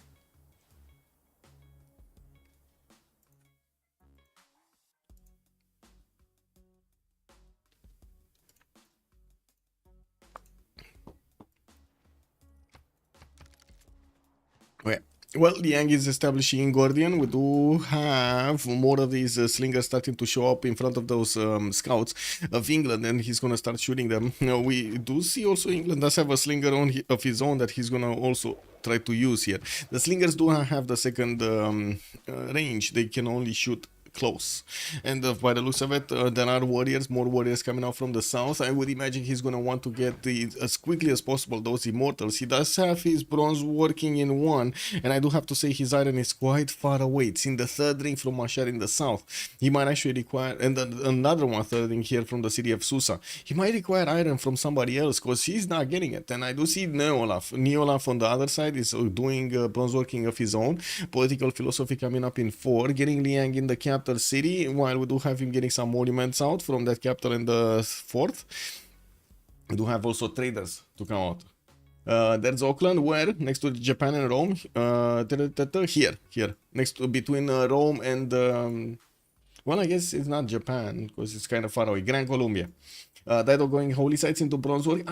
Yes. Yes. Oh my God! Now that you actually said it in a single sentence, that sounds crazy. That's just we haven't seen it any time. I don't remember seeing any at any point in you know this strategy on Dido. On others, yes, we've seen it so many times. Like, hello. Maybe Dido's player is a big fan of Man. Yeah, remember him playing Monks Crusade or Warrior Monks? Is he actually gonna go Warrior Monks? Well, I can't wait to see it. We do have already Phoenicia starting to get a few great Prophet points, and I do see Hypatia is also the first scientist. Maybe this is the reason that the players did open up with the campuses so quickly. Persia, Cyrus here does have the ability to actually get a project out. He's choosing to go for the 4th and the 5th settler instead, so he can get those out quickly. He will need to get these cities a little bit closer to England and also put more pressure because of Macedon coming in. Macedon is still staying away from the visibility of the tiles of Persia. He doesn't want to reveal the presence of these galleys until it's too late. You see, he has a few of them also coming around here. That's quite a challenge, right? How do you hold yourself camouflaged on the coast over there? How is Dido's Zera score? It's fine. Actually, everybody's Zera score should be fine. Even Big Bang over here, he's getting 19-19. And did I just see a warrior stepping over the river to go against his opponents over here? How are these scouts still alive? Oh, he's waiting for the last moves. He didn't start attacking, that's why. Okay, come on, Amende. You can do it. You can do it.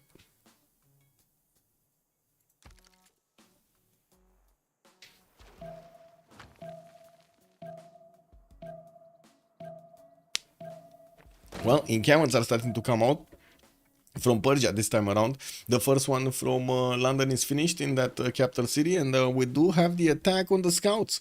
We do see Persia is also positioning a few more warriors. While he still has a lot of tiles to improve, he has builders to work for, and we do need to see him also probably chop his encampment out because he's kind of late on getting that general going.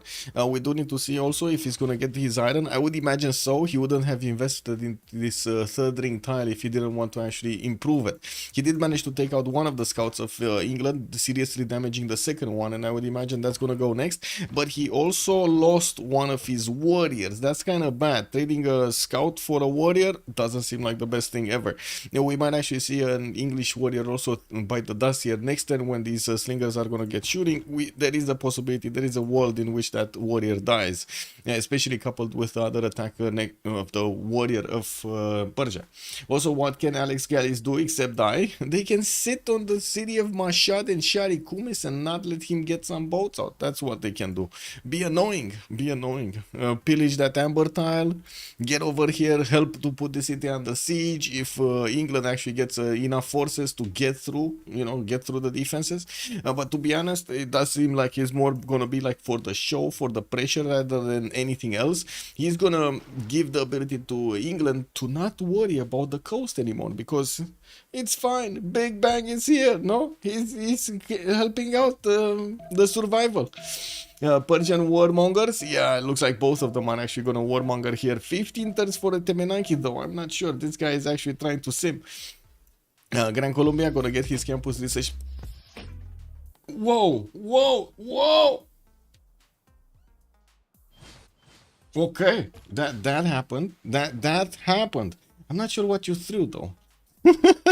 Wow. Well, how do you call those? Anyway, it is what it is. We got harbors coming out, Antium, Rome, Aquileia, and Ravenna. And I do see Magnus is establishing in the city of Ravenna. That's his the second governor there of Rome. While we do have Phoenicia also just waiting for the Liang to be plugged in tire. We do have him going for Earth Goddess as a pantheon. And he does have at the moment, oh my god, this is so weird to say, 14 faith at 10. Bro. Whoa. Bro, why are you shooting, bro? Anyway, we got Lekix here that also needs to get his iron improved for his ally to get those immortals going, and of course for himself. While we do see him getting in the tech side apprenticeship. Okay, well, military tradition also coming around from Cyrus. He did manage to get 14 science with 23 culture. We just jumped into the next era, and we're gonna be talking about their golden ages. Just a second. 2 turns for England to get his encampment training projects out. Looks like he does need another one, but there's no competition right now. He doesn't need to be that fast on it. Also, he will troll sometimes. Mike it, bro. Yeah. Wait, that's Neolaf. Hello, Cool Whip. Cool Whip. Okay, check this out. Check this out. Check this out. Cool Whip. Did you get to see Dido? Did you get to see Dido spawn? Or I should say his development of the empire. You got to see. Oh my god, man. I wanted to just reveal it over here so you get the full surprise going, you know, like holy sites into Gavron Plaza into Harbor. You love to see it, no? You love to see it. Let's actually wait and see how Neolaf is gonna get this going. We got Nader Shah with 10 science and 17 culture on the red team on Persia.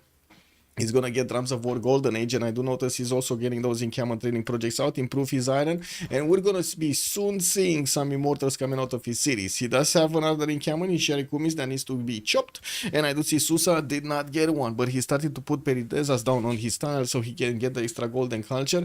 Very surprising that he put a Perideza on a horse. I wouldn't have imagined the horse is less valuable than a Perideza, but sure. Well, now we do need to move forward to Trajan, 13 science and 23 culture. Trajan is gonna be here, 4 cities strong, getting harbors out from multiple ones, religious settlements. Doesn't have his 5th and 6th coming out, but I do notice he did try to build the pyramids. Just stop midway so he can get his harbor out in the meantime. Wait, but that what's worse is seeing both England and Nader go Celestial and be like 2 turns off, then going camels. Yes, Cool Whip. Yes, you caught on that. Yes, it must be Warrior Monks, maybe even with a Forest Settler and Magnus third for ultimate trolling. Oh my god. With the Priester. If we get to see that happening, if only we get to see that happening. The ultimate trolling from a Dido Nation. Neolaf.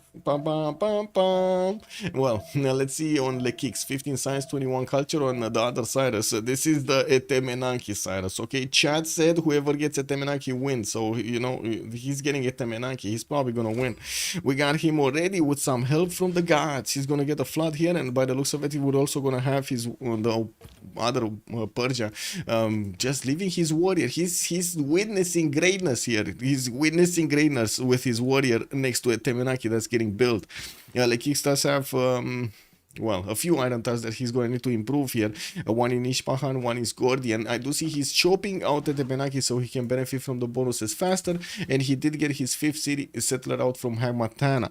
A few more builders are going to need to come out so he can actually get all of these tiles chopped and improved, and we do see him with that Lady of the Reserve Marshes. Well, he did plug in Liang in the city of Gordian, but I don't think he actually did get the production on it. Yeah, well, the second promo. We do have Persia also repositioning his boat in Sharikumis, changed the one with a new galley in the face of the city of London, while all of the train paint, we got the Big Bang train paint here coming up to Mashhad here. Red Persia has a lot of Macedonian galleys just shouting at him. Just every morning he's just getting shouted at. It is what it is. That's not cool, man. That's not cool. Well, we do see Neolaf on the other side of the map with 9 science and 23 culture, soon gonna get his religion, and we do have him with Earth Goddess everywhere, and I do see he's gonna get his monuments for the extra culture. 41 points of production, only 15 faith. He did choose to go for pen, brush, and voice. Not even monumentality. Anyway, getting his Cothons out so he can get some traders. We're going to need to see him building up those lighthouses, and like I was saying, getting to 7 pop is going to be quite a challenge. So you're thinking campuses might be a bit too extreme, I would say in this case. Wait, yeah. In what is 100% a stalemate? Kick W. Why? Just why left team playing like this? The most evident thing is that Nader going harbors to sim and control the seas, and Cyrus going in camels to kill England and make the horses into Japan. Ew. Well, I mean, some players don't want to just go for the obvious. They want to go, you know, around. It is what it is. It's also gonna be for our viewing pleasure. We're gonna get to see all of this awesome sauce happening, no? Well, let's take a look at Big Ben. With his cities on an island, he still only has the three of them that he placed earlier on. I'm a bit surprised. I would have expected him to go fourth and fifth cities quite quickly, even with the four boats coming out, or three boats that he actually got out. Harbors, a lot of improvements on the coast. We do have new builders coming out, and I do see Moksha did get established first in the capital. Got his Government Plaza, but no specializing Government Plaza building yet, even though, I mean, Warlord's Throne was would probably be a requirement here. We do need to see also if he's gonna get to settle some of these other islands. He has another two cities that he can place directly in the face of Persia, and I do have to say my initial statement saying that, you know, Macedon could actually get his Hetaris in the water. Just, you know, put them in the water, they're gonna be fine. Get them in the boats and then sail away toward Persia's lands. No, that would be awesome. Because they can't see what we see. That's also a good point over there, Beasley. Do you get terra score for settling on a tile that borders the edge of the map? You do not. Yeah, unfortunately, you do not. It would be nice if you would get at least a bonus, but no, other than actually cutting your city in half for potential tiles, you don't get anything. Okay, looks like bows from Macedon are going towards Shiny Kumis now, but we do have Immortals on the job. And we do have a general here from England. Looks like at the moment Persia did not get to recruit his general yet. He does have an encampment training project coming out from the city of Susa in 2 turns. And I do see England did try to stop him from getting that general, but it's too late. We do have more swordsmen getting out, and I do see he's gonna England, Mazu is gonna get some of these chopped with the builders in the front line. Moksha is coming up in 2 turns from Liverpool, while I do see a Government Plaza from London. Again, it doesn't actually have any promo on it. Any Government Plaza improvement, I guess. The commercials coming out from Gordian. We did have Etemenaki finish, and now we do see the extra production points there from Liang. I would imagine he's gonna start improving those, of course, with farm, so he can get that going with the extra science points. More commercials. Matana Pasagarde did get Government Plaza and Campus, so he needs 7 population to actually get the next thing. I would imagine he's gonna want to get his Government Plaza building built. Okay, wait a second. Paul, we need to take a look at Paul. Finally, we do see horses. He did get Francisco de Paula Santander to the north of Cartagena de Indias, getting a few horses out, and I do see he might actually go bonk the pyramids. We do have him with a horse right in the face of the Roman warrior, which is probably gonna die if it doesn't move quickly next turn. And I don't see a shift enter, guys. I don't see him benefiting from actually a shift enter. Uh-oh. Is he gonna move this quickly? Is he gonna move this quickly? Well, I guess it was quicker than Gran Colombia clicked on buttons. It's still a win. It's still alive. I cannot fault him for that, you know. And we do have Gran Colombia managing to deal the damage against that Roman warrior. And in the meantime, Rome, well, he didn't actually get any units out. Or at least not one of those classicals. Neither a boat. He doesn't have any. He's on still 12 strength cities. We do have new horses from Gran Colombia, which are going to need to find out their destination. I was expecting him to actually go quite early on against Phoenicia. This is turn 36. I was already expecting to see horses on the borders as Suburnt. Can you imagine what would have happened if you would have actually gotten horses on the city of Suburnt? Oh, that would have been quite nice. We do have Gran Colombia here also with just...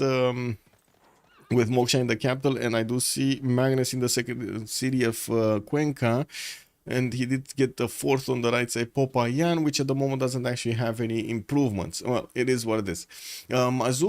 Mazu, 16 science, 11 culture on Elizabeth I, drums of war, still 3 cities strong, and I do see he's trying to defend against the Persian Immortals, which might bonk his swordsman with the encampment at the same time.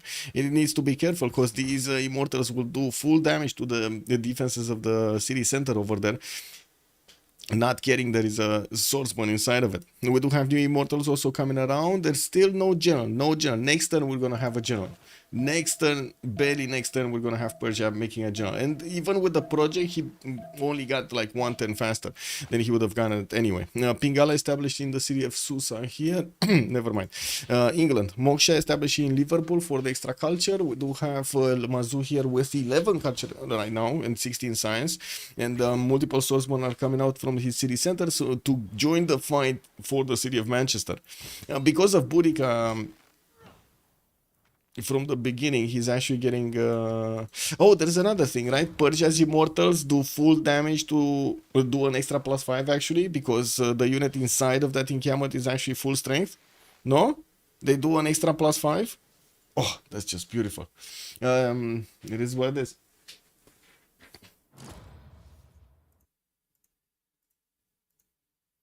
Oh, hello there, Warwick. Good evening, sir, and welcome. Also, Alexander should take over Hansa or Venice. I guess so. I guess so. Venice is here. Hunza is here.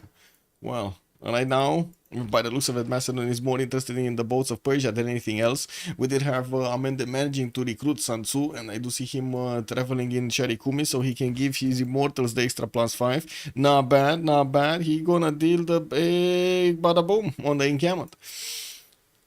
We do need to take a look at Tokugawa in the north side of the map. Looks like Tokyo is starting to get campuses out. He did choose City Patron Goddess for the Pantheon, and I do see he got his holy site here next to Osaka's Fountain of Youth Wonder. Nagoya gonna get harbors in the second ring. Bengala is also establishing in next turn, and I do see multiple builders that are still trying to figure out what to chop, what to improve. And there's quite a messy thing over here with the queues of the builders. Fifth settler also coming out from Nagoya. We do need to see how he's gonna also manage to get to use his Golden Age Pembrash Voice is the first choice here for Tokugawa with 20 science, 32 culture, 37 gold 10 and 53 production. I do have to say Lekix and Neolaf are both very good production. Neolaf is on 58, Lekix is 57. That's very good. 62 actually right now. Very good, very good. We do have some horses coming out from Grand Colombia which are gonna start appearing on the Phoenician border soon if they're gonna keep on going to that side. And wait a second, so that general, that warrior died. We do have Rome starting to pump out some legions. He's making a line of defense here against the Grand Colombian horses. They got caught on the way with their pants down. And Athena, what are you doing? She's again tickling my toes. Incredible. Basque is the glory of the mighty Tokugawa. Yeah. Do you get, show Daido religion. He just found it. Let's see it. Let's see it. Daido. She's not happy. She's not. She should have been more happy, man. This crabs. He got the crabs. Yes, Athena. Yes.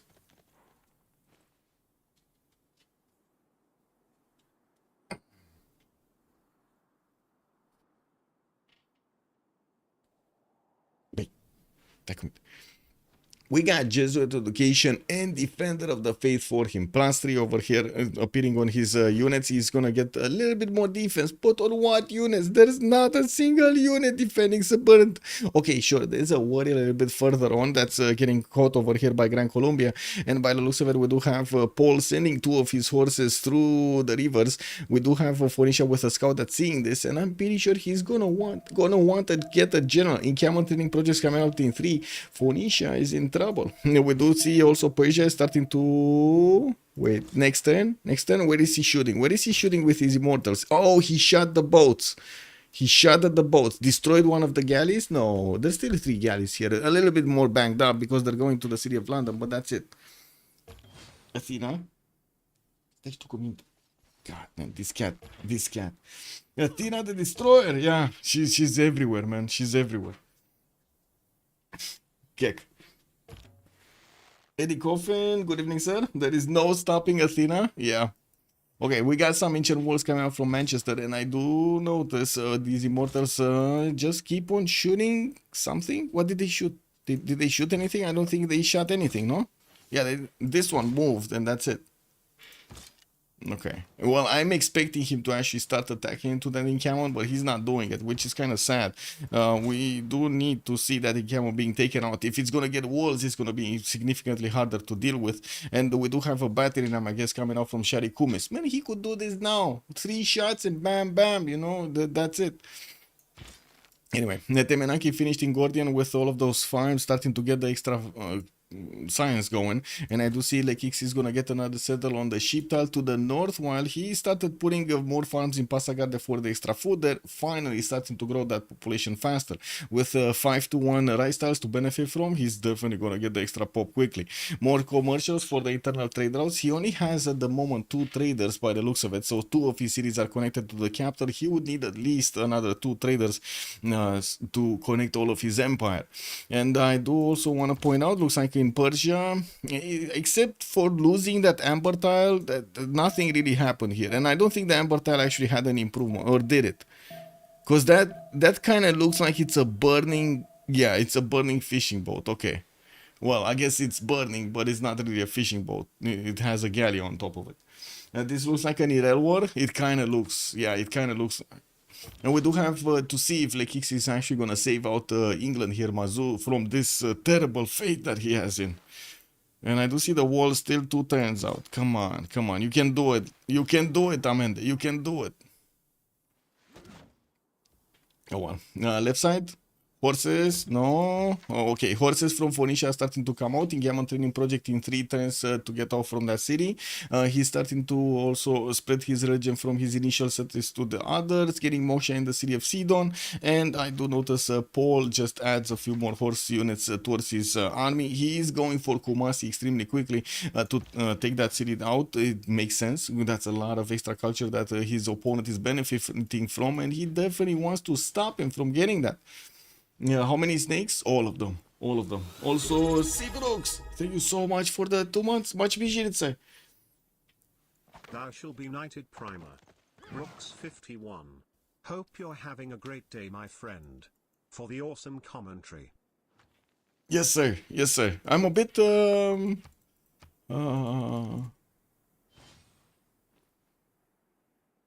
I would say I'm a bit tired, but I think it's more of a scheduling thing. I would have needed to get like 1 or 2 more hours of sleep or something like that. Other than that, it's fine. It's fine. Thank you so much for the prime. Much appreciated, sir. We do have Cartagena de Indias getting the libraries out, and I do see Wallostron is getting built from Gran Colombia with the encampments, with the campuses finishing here. He's going to get a bit more extra science. We were seeing Hypatia, and it looks like it got picked up by Gran Colombia. He did actually make the projects and pick up that that scientist, so he can actually get these libraries going with the extra science points on them, and got a free library. Over here, there we go, man. The encampment actually still, wait a second, that encampment still has walls, right? Yeah, it has walls now. Oh, well. I mean, he had a chance, he didn't take it, and now this is what happens. Now, we do see, yes, very good positions, by the way, for all of these Immortals to keep on attacking their opponents there. He does have high heals with forests that he could actually place these immortals to start attacking into his opponent.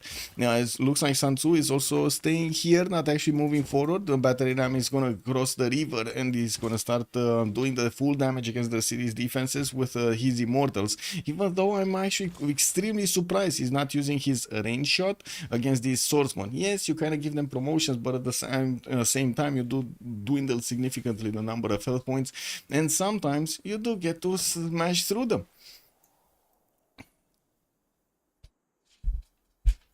Submarine, what are you doing? She just planted herself for the mouse. Oh my god. Not this. Okay, it is what it is. Sold a bunch of babies. Wait, eight? All of them? Oh my god, they basically eat all of them. If I had a cat, they would spend all their time trying to eat. Oh my god, okay. I had a few when I was living in Africa. It's not so acceptable in England. Okay. Ah, there we go. He just popped one of the swordsmen, no? The one that was underneath the general. That was a damaged one, but it looks like he just lost one of his swordsmen also. one of his immortals. That's gonna be a good trade. That's gonna be 2 for 1. It's fine.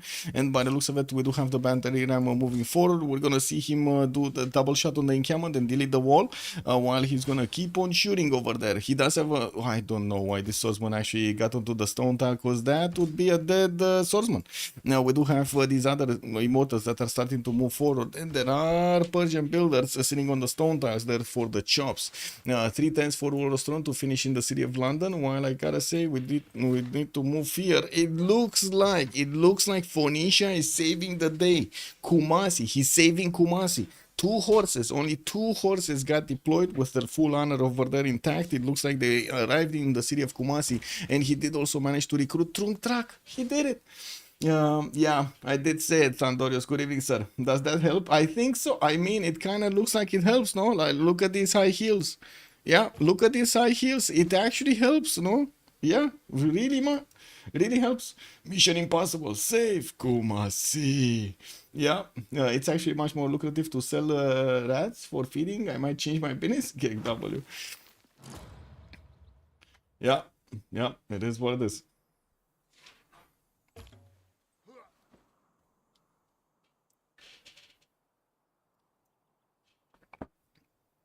What's the production looking like? Lekik's actually on Cyrus, the one that did manage to get the Temenaki, is on 88 points of production, which a bit surprising. Puimo is not. We do have Tokugawa here on 5 cities, soon to have 6, 7, 8, and I do see him getting wholesale projects in 2 times. What did you find out? Athena. That's fine.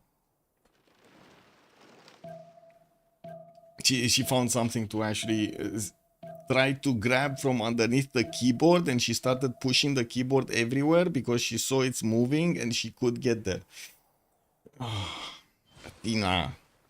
Macedon should try an amphibious assault on the lower Persian front, opening up a new theater where the troops are not diverted. A battalion of Fetaris should do it. Yes, I think the same, Blazecat Games. And I do see Basilicate Paids are starting to come around from the city of Dion, while we do have his Wolostron coming out from Pelain too.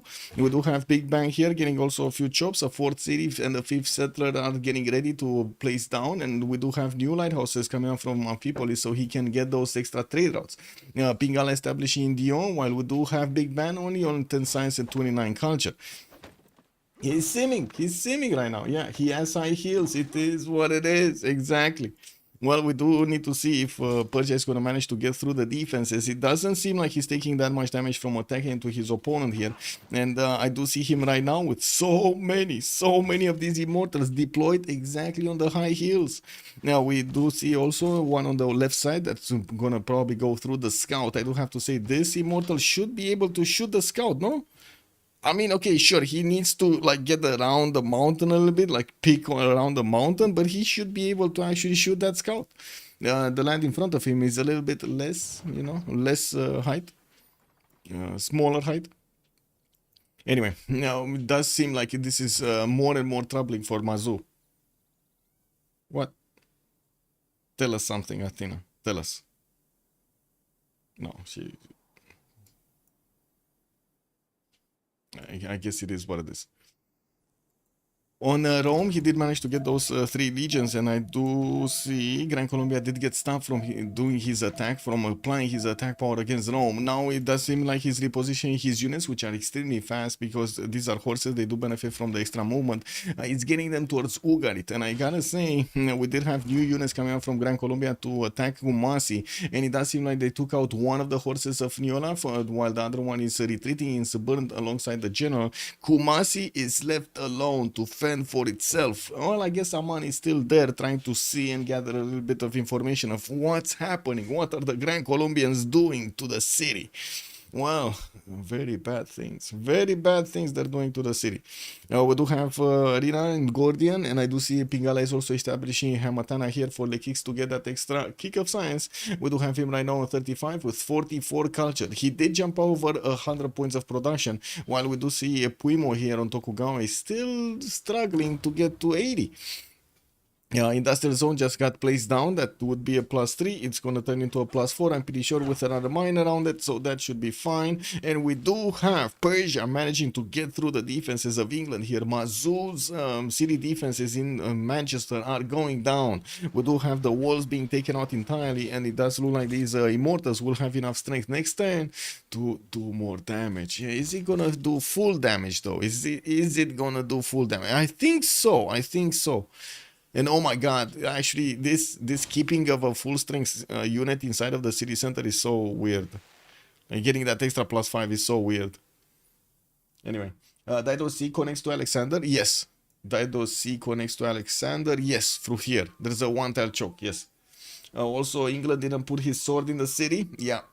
Yeah, that's another thing. He kept his level 2 archer over here, and unfortunately, I gotta say, defending from immortals with archers is extremely painful. We saw it the other day, and we do see it today also. He did try to somehow protect his archers by putting them in the city center, but that also significantly lowered the health of the city center because of the swordsman not being inside of it, pushing that strength a little bit higher.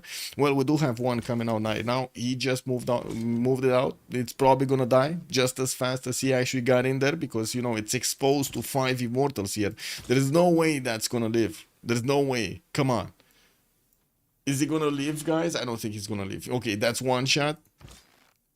Let's see the other shots. This one just needs to move out and keep shooting. This one cross. No, come on. You can do it, Amende.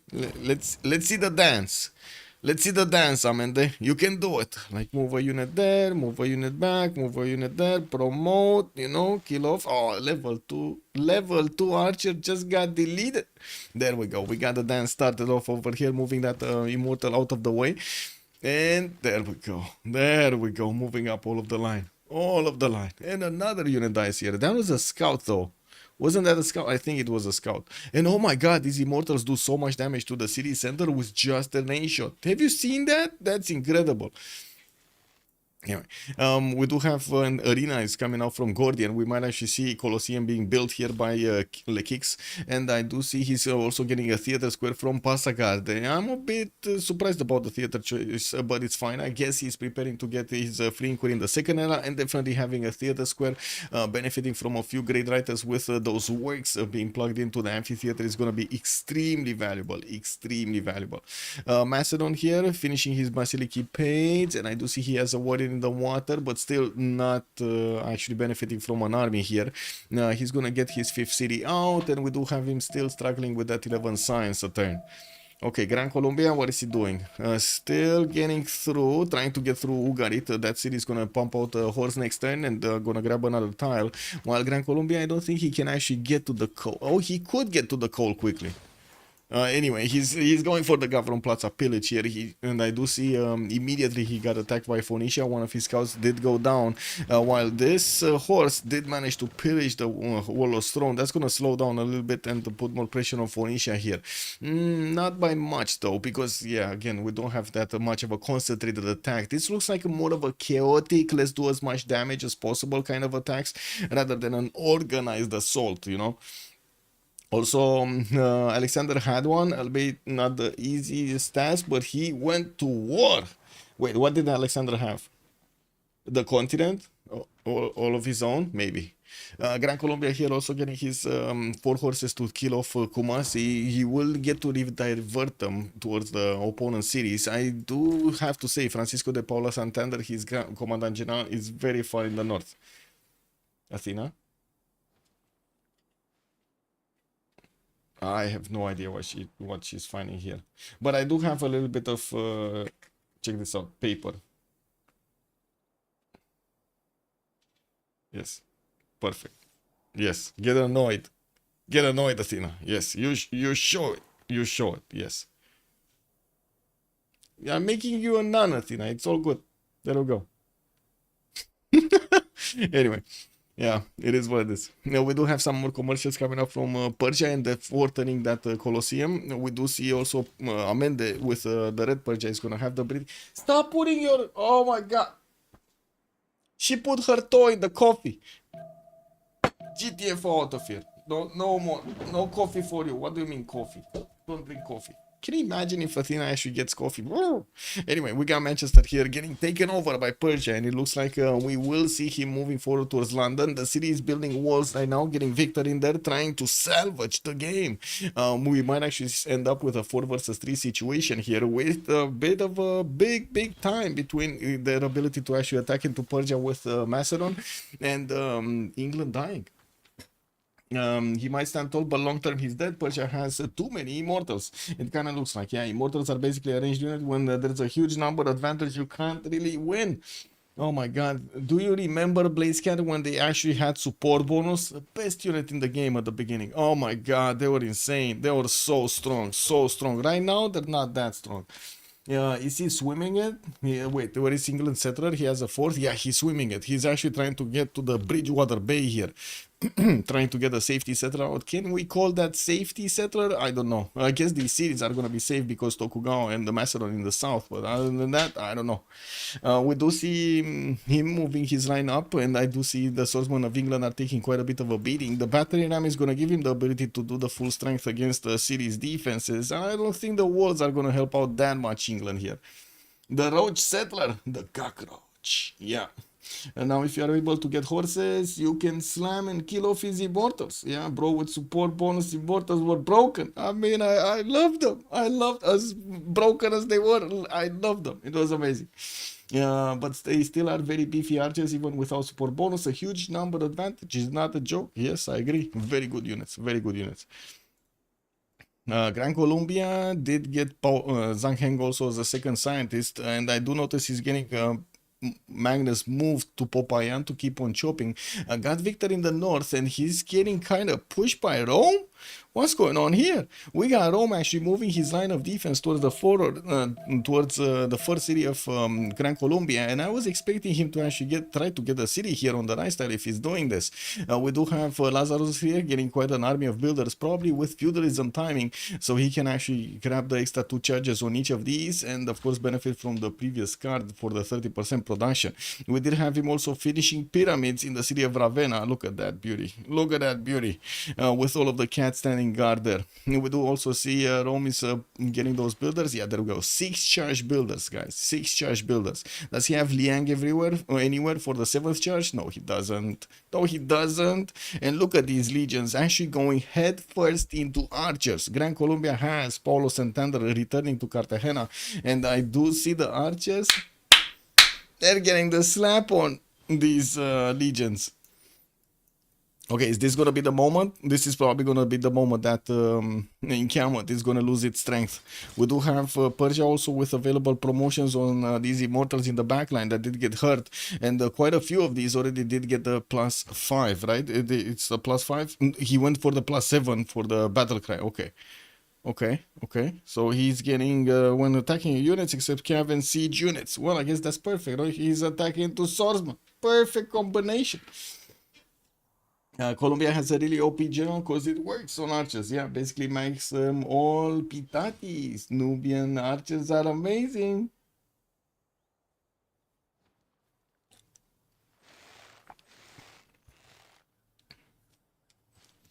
Okay, so he's not shooting into the encampment, or at least not yet. He's shooting with these other immortals from the backline. Another important fact on the immortals, because you do get the range shot, you can keep on adding experience on your side.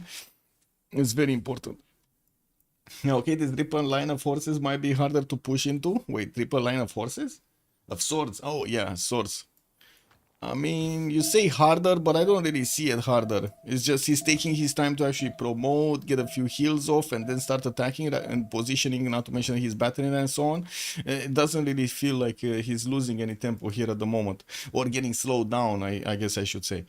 We do start to see a few merchants are getting recruited, and I do see Persia, Purple Persia actually has the only points in the game with 4.6 per turn. We do have Marcus Licinius Crassus as the next one, and I don't see him actually benefiting from an extra trade route at the moment. There are 3 merchants that do have extra trade route possibilities there. Bonuses. Yes, Athena? Păi mi-au și ție. Man, she's giving me lip. This is incredible. You hear her? Oh my god. Nasty. Where did you learn those words, Tina? That's very nasty of you, you know? Yes, very nasty. God. Oh my god. Kids these days. It is what it is.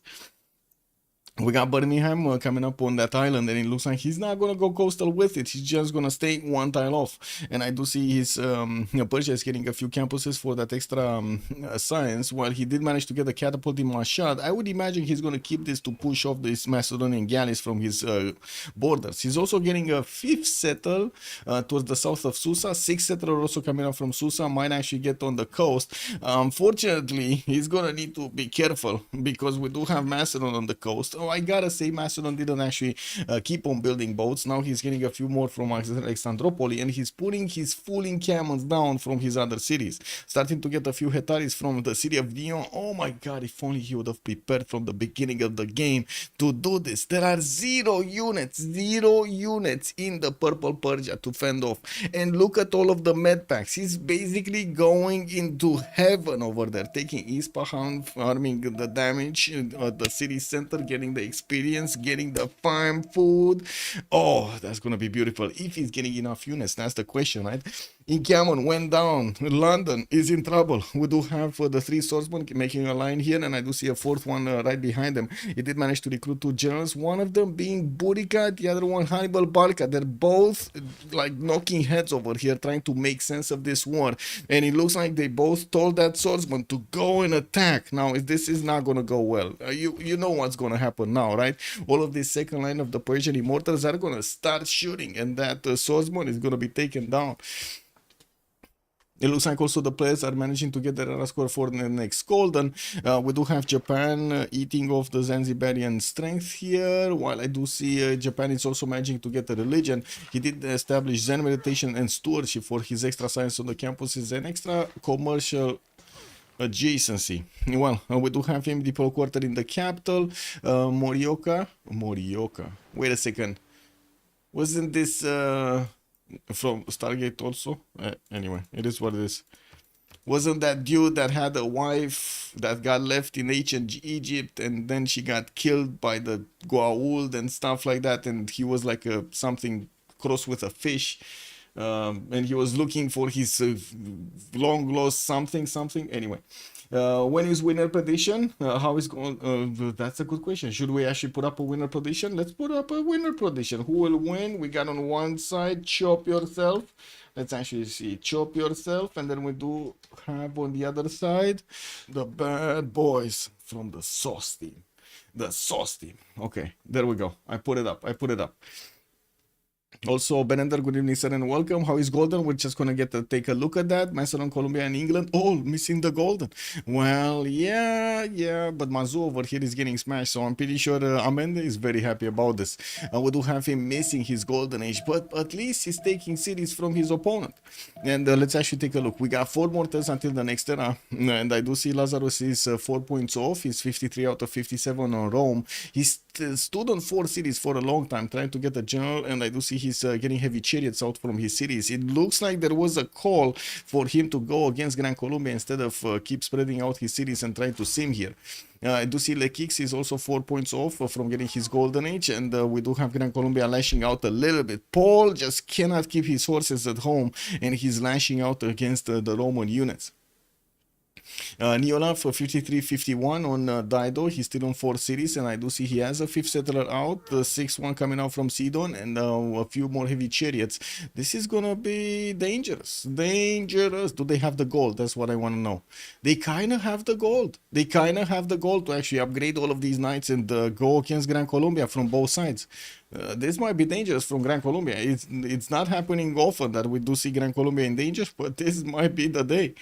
Neolaf is on 39 signs with 51 culture. Looks like that opening with a holy site.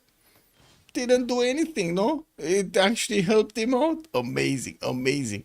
Anyway, Big Bang, 23 science, 40 culture on Macedon, getting his Setaris in the water, 2 turning them, and I do see he's getting a few warriors also. Started to make boats. He did notice Persia wants to put settlers in the south.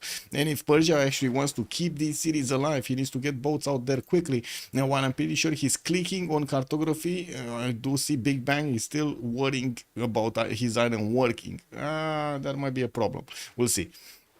Now we do have also Paul here, getting his 4 cities, recruiting Abu, more builders, Victor established in the north. His campuses are starting to benefit from library bonuses, and he is on 36 science with 40 culture, but he's negative gold per turn right now, on -2. Also, he's kind of being left to free sim. Cyrus gonna have to worry about Macedon. Yeah, only chance is maybe a fast caravel rush from Rome, but he's fighting Colombia, so I doubt that will happen. Yeah, it doesn't seem like that's gonna happen. They will get to fight at some point in Japan, but I think it's gonna be a lot later in the game. What's this Persian archer doing here? What's this lonely guy doing here? Wow. It is what it is.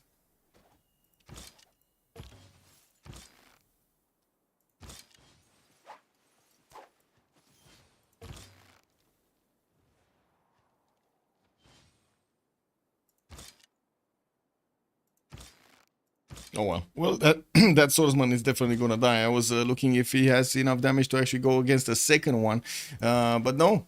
And very surprisingly, he actually moved that immortal there. Anyway, there was a way of that immortal actually to be able to stay alive and attack at the same time. Whatever. We got some new galleys coming around, and it looks like the Macedonian galleys are getting taken out slowly but surely from the sides of Mashhad. We do have also finally the Persian settlers starting to get on the coast. What? Did he just settle a city in the face of those galleys? Emotional damage. We got Big Bang. Not kidding. He's getting his Setaris there. Immediately started attacking into the city of Bactri. What is he doing?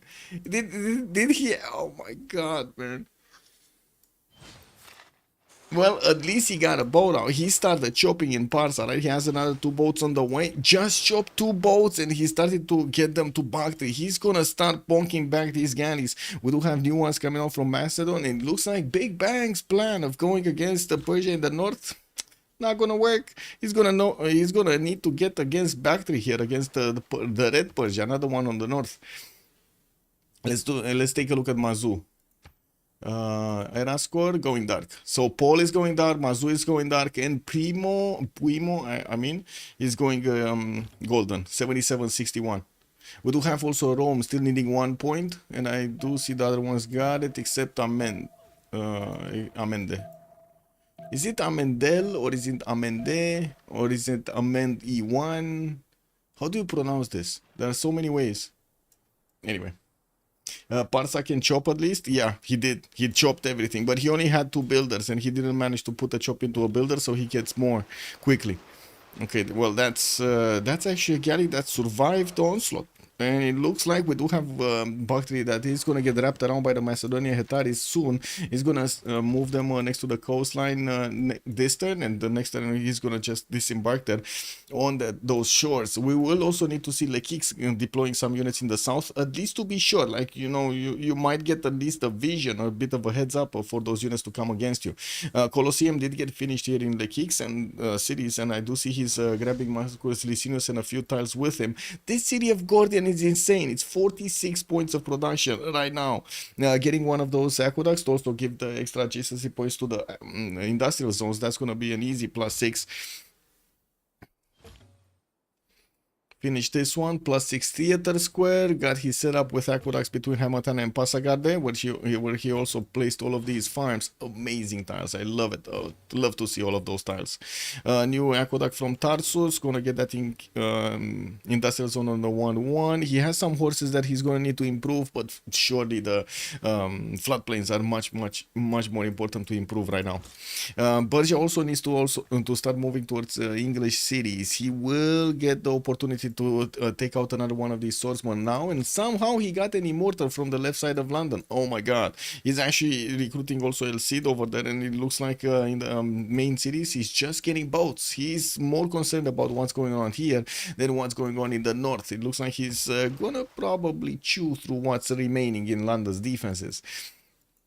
We do have Rome coming up with a settler towards the south, probably on that right style, and I do see a few heavy chariots. We already have 5, 6, 7, 8 coming out from his city soon. 9 actually coming out from Aquilea. He's putting another encampment down, and I would assume he's gonna start upgrading them, going for stirrups, so he can actually get the upgrade on those units. Well, we already see Grand Colombian coursers. It's more a problem of who's putting the most gold into this. With Niolav on 55, Lekix is 63, Lazarus 46, and Ahmed is just 9. It does seem like on the other side we just have Big Bang with 58 points, and Primo is gonna be 80 points of gold. Not that much gold, but I don't really see that much of a difference between them either. Well, that's a problem, right? Hetari showing up, that is a problem. For Persia, I mean. Yeah, Amende is in trouble. He's getting an immortal out from Susa, and I do see he's doing the damage against these galleys of Macedonia, slowly eating through that line, but he also has one of his galleys very, very low HP. There we go, he just got a promo on it. The good thing is, at least the city of Bactri right now is not under siege, but I'm pretty sure the warrior is going to move next turn on 2-1, and it's going to put it under siege. And can they buy something for him? Can they? I mean, I guess they could buy. Is it worth to buy? That would be another question. How much is an immortal to straight up buy? Is it like 200 or something? Because an immortal in Bactri would actually save that city right now. I think that's probably the only way to save the city, because you can't get a builder to chop anything. All of the tiles are actually covered, or will be covered. I guess you could try to get this. You could try to move the builder here on the 1-3 so you can chop the walls at least, but that would be too late. Right? I'm pretty sure it's going to be too late. So we got 1 attack, 2 attacks, and the city is going to go like 70-ish strength, 65-ish strength. This setter is going to do another 20%, so it's going to go down to like 50-ish. And there's another Hetari that could bonk into it, but it's off the coast, so I guess, you know, it will take another turn. Bactri needs to die, they need gold for upgrades. Yes, true. They kind of need gold for upgrades. I'm so surprised he actually got this city. Like, extremely surprised that he actually opened up this front line. I guess he didn't know. I guess he didn't know how Macedon is getting his sim up. And you said about Golden Ages, right? We got Dark Age, Golden Age, and then we do have Golden, and Normal. And I do have to say Macedon here is Normal Age. Stats-wise, it does seem like the production is much better on Chop Yourself. They're chopping themselves good. Well, let me actually put this up. We're gonna have a pause for 2 minutes.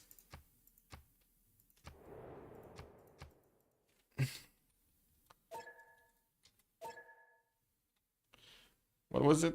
Buddhism. Okay, be right back.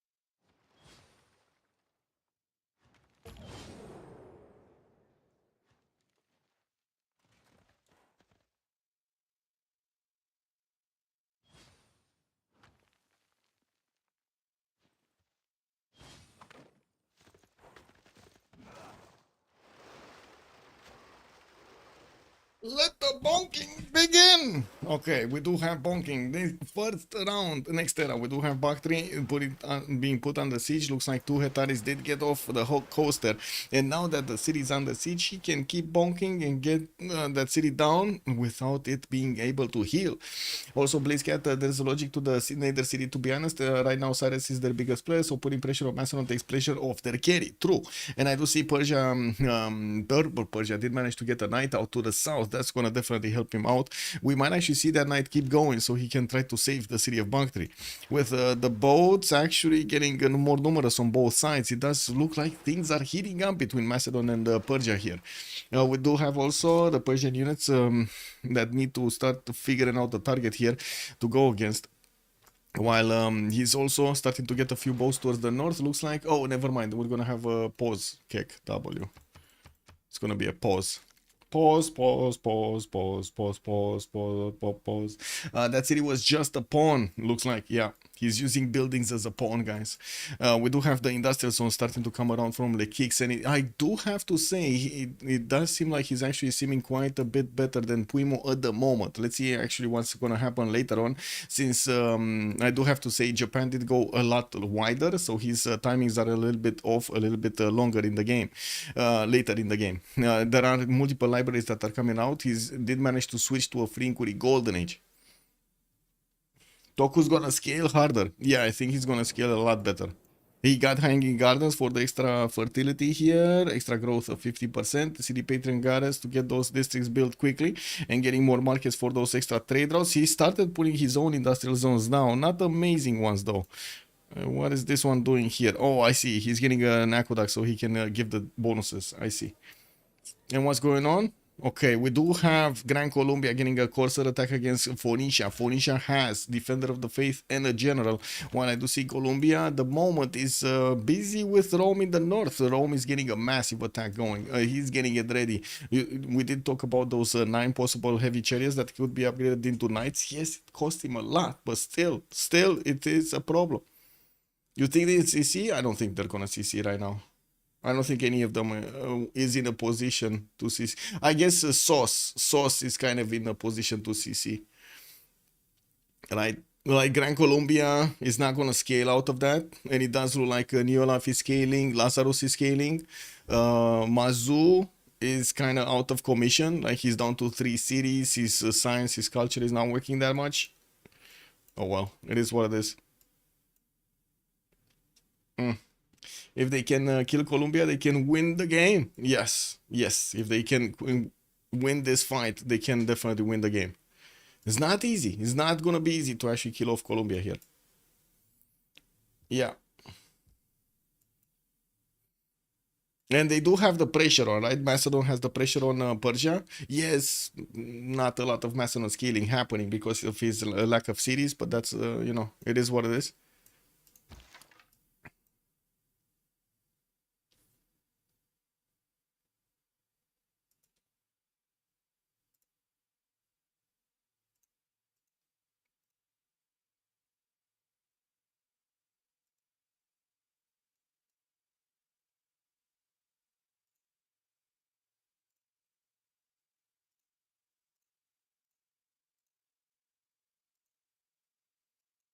It is what it is.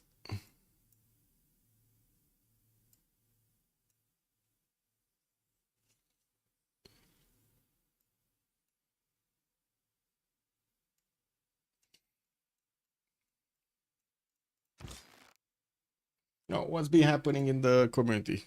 What's been happening here? Let's see. Do you guys see what I see? No, not yet. Let's see the feedback channel. The Civ7 feedback channel. Okay, what is the discussion? Oh, they're starting to talk about the metric system and the mile system and the imperial system and so on, and what happens in UK. Okay. Okay, and what is Kanak saying? What we have been told so far is ancient maps are only good for 5 players. Oh, they're talking about the 5-player on Civ7. So yeah, it could be 5-player FFA or a 2 versus 2, but the 2 ages have maps for 8, so the option is always there for an age start. True, True, we might actually need to have multiple, like, different stagings for this and so on. We have multiple videos on the 30th. Oh my god, yes, they put the incredible, man. Finexis actually put the reveal for multiplayer, or at least, you know, some sneak peek, something happening in multiplayer on the 30th when I'm at the LAN in Paris. Like, really? And I was thinking to myself and also talking to Cisco about this announcement. I was like, oh my god, we're actually gonna get the, like, imagine that we're gonna have like a room of filled with, like, how to say, civilization fans, right? It's gonna be like 100+ civilization fans, because we're all there because we like the game, right? And we're gonna be watching multiplayer, and we don't know if it's gonna be good, if it's gonna be bad, if it's like all of those emotions are starting to build up over there in our hearts until we get to see the reveal. So I can only see two scenarios coming out of that. It's either gonna be good and we're gonna hear a yay coming out, or it's gonna be bad and we're gonna hear like shit, you know, from the back. Incredible. Anyway, I guess it is gonna be a moment that it definitely needs to be lived through, right? And that sucks. I hope they allow 8 players in Ancient. I really don't want to play in one era. Yes. Yes. I mean, one of the things that I can say about my impression about Civ7, the game is much faster than we've seen this. So on one side it's much slower, but on the other side it's much faster. Civ6 takes quite a bit of time to get set up, to get through all of the tests, to get your setup ready on the encampments and like the districts and so on and so forth.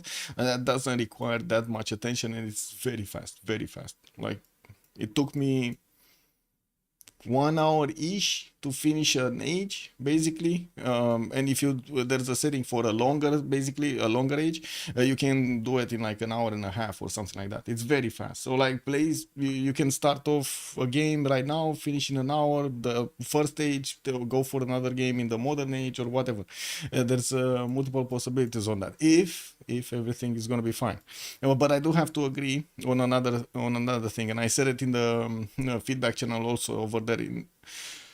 What we have found out in CPL in the last years is 10-man free-for-alls are the best experience the players can get from the game plus the community, basically, because there's proportionally there's enough players that are gonna keep talking or keep the atmosphere going in a game.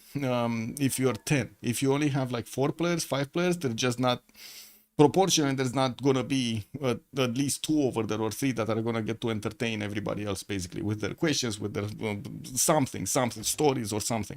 So it's a much better social experience with 10 players than it is on 4 or 5 players. We're going to need to see how the players are actually gonna choose. In CPL right now, I do have to say most of the games are 10-man FFAs. Like, look at that. We got one right now. Look at this one. Look at this channel. 15 people are in it, but I'm pretty sure that only 10 playing. Third channel, 4, 5, 6. These are, by the way, this started off like 10-man, but they actually went down to, you know, less players because some of them left, some of them got out of the game. All of them were started off with 10. We didn't actually force anything. Like, don't get me wrong, we didn't force anything onto the players. They wanted this game mode. We didn't do it. Rip, I might like grand strategy though. Short fast games are trendy right now, but it's not what I want in Civ. Blitzcard games, it's still strategic. I can say that. It's still strategic. There's a different kind of strategy, but still strategic.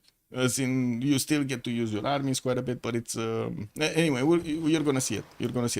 Honestly, I'm not sure how much I can comment on what I've seen and what I have experienced. That's why I put up the movie as quickly as I could, get you an overview, and there will be a review on the 3rd of February, and also on the 5th we're allowed to stream. So there we go. We're gonna see it right then.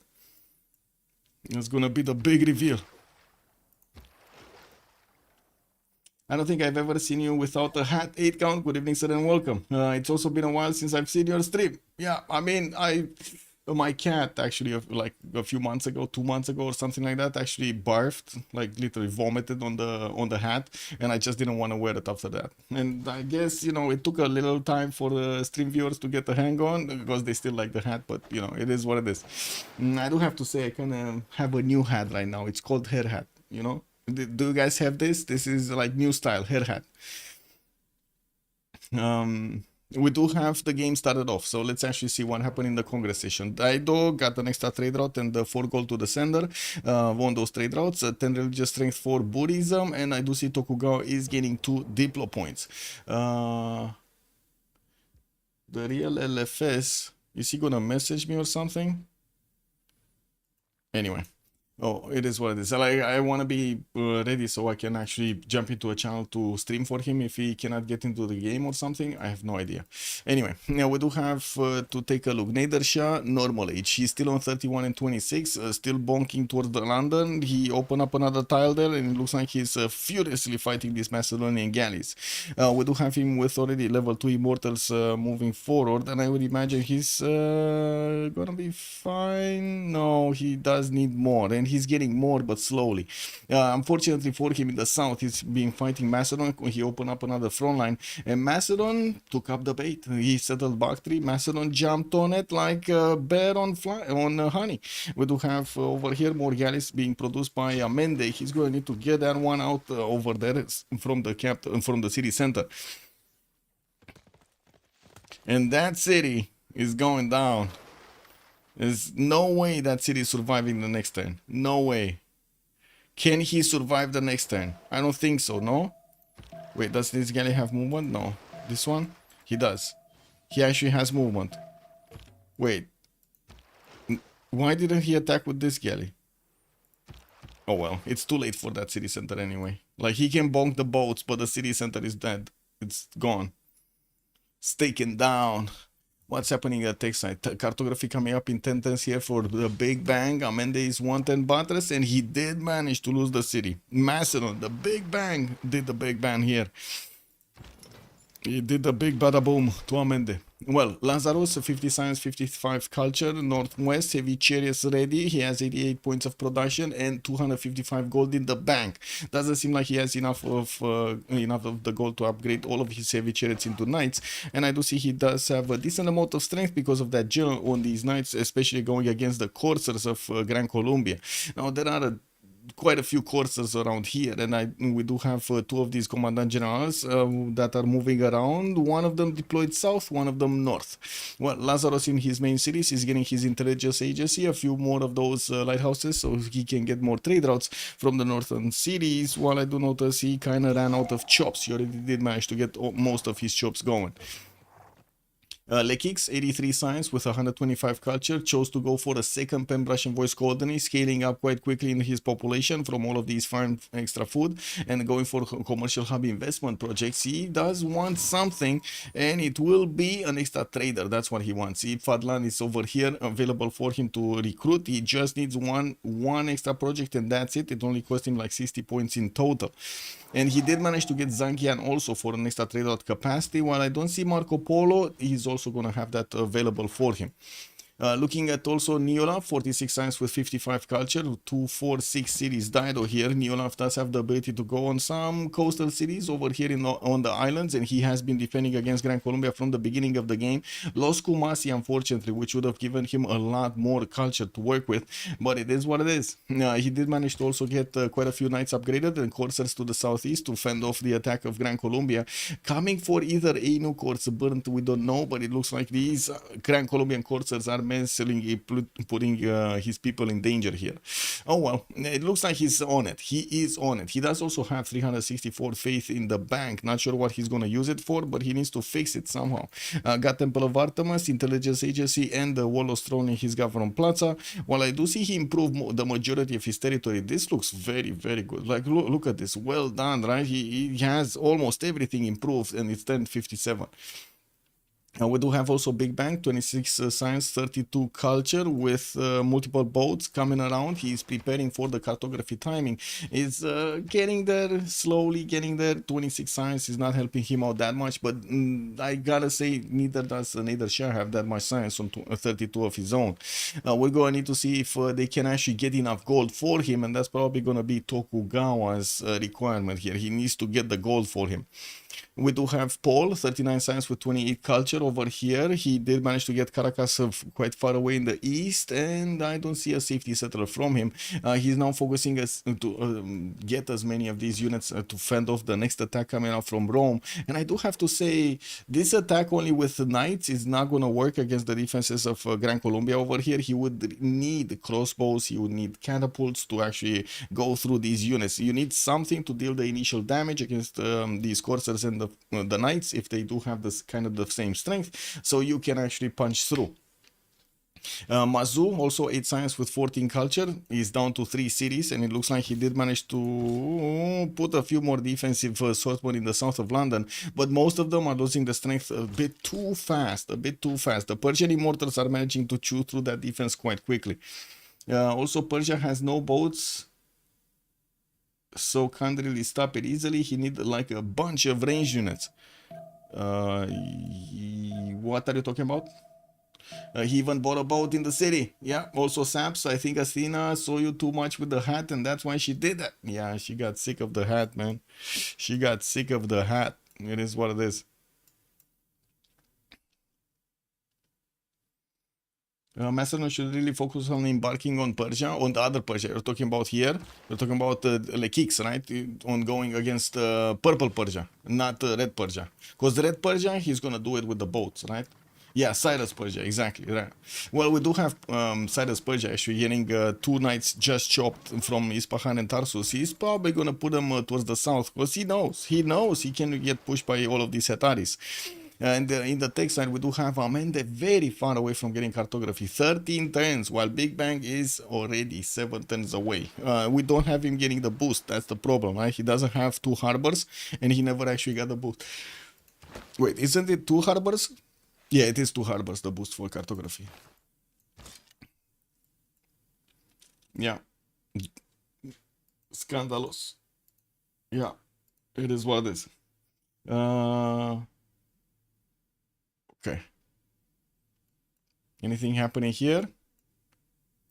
Wait, that's a crossbow. That's a swordsman core. Okay. Well, I guess he's trying. He's trying to make that in a bigger unit, a bigger man. That 70 strength swordsman is actually quite strong. Now we do have multiple immortals that will start shooting the weaker ones, and as you can see, they're starting to take a target onto this one, onto the hill on the right side. With new ones also coming out next turn, he's gonna grab another point on the stone. Can he actually? Is this a flat tile? Oh, that is a flat tile. Oh my god, he can actually shoot with these backline units as well. Beautiful. Okay, beautiful. That's a problem. Oh well, it is what it is. Let's see Puimo. Puimo Sim. We got Tokugawa here. Looks like one of the Roman galleys that got levied from Cardiff did get to his lighthouse, and he might actually pillage a harbor there. We do have 2, 4, 6, 8, 9 cities available for Japan to use. Also, Persia did manage to levy Jerusalem, and he's getting his units to pillage some of the tiles in Takasaki, forcing a bit of a defense here from Japan, but not really, pushing through him that strongly. And I just realized we didn't actually have any music. Wow, it stopped at some point. Anyway. Knights from Osaka, we do have Japan here with his builders that are available to chop mostly rainforest and not actually his full production chops, but it is what it is. Industrials also coming around. He's 168 points of production, still didn't manage to get to the same level as Cyrus on 211, and I do see he's 142 science with 70 culture, while we do have Lekix jumping to 100 science and 123 culture. In the south, the Hetaris are starting to get closer to the Persian units, while we do have immortals coming up from Susa. We also see crossbows are starting to get built, trained over there so they can kill off these Hetaris before they actually get to his cities. In the north, looks like... Wait a second, did he just lose another immortal? To what? To what did he lose an immortal here?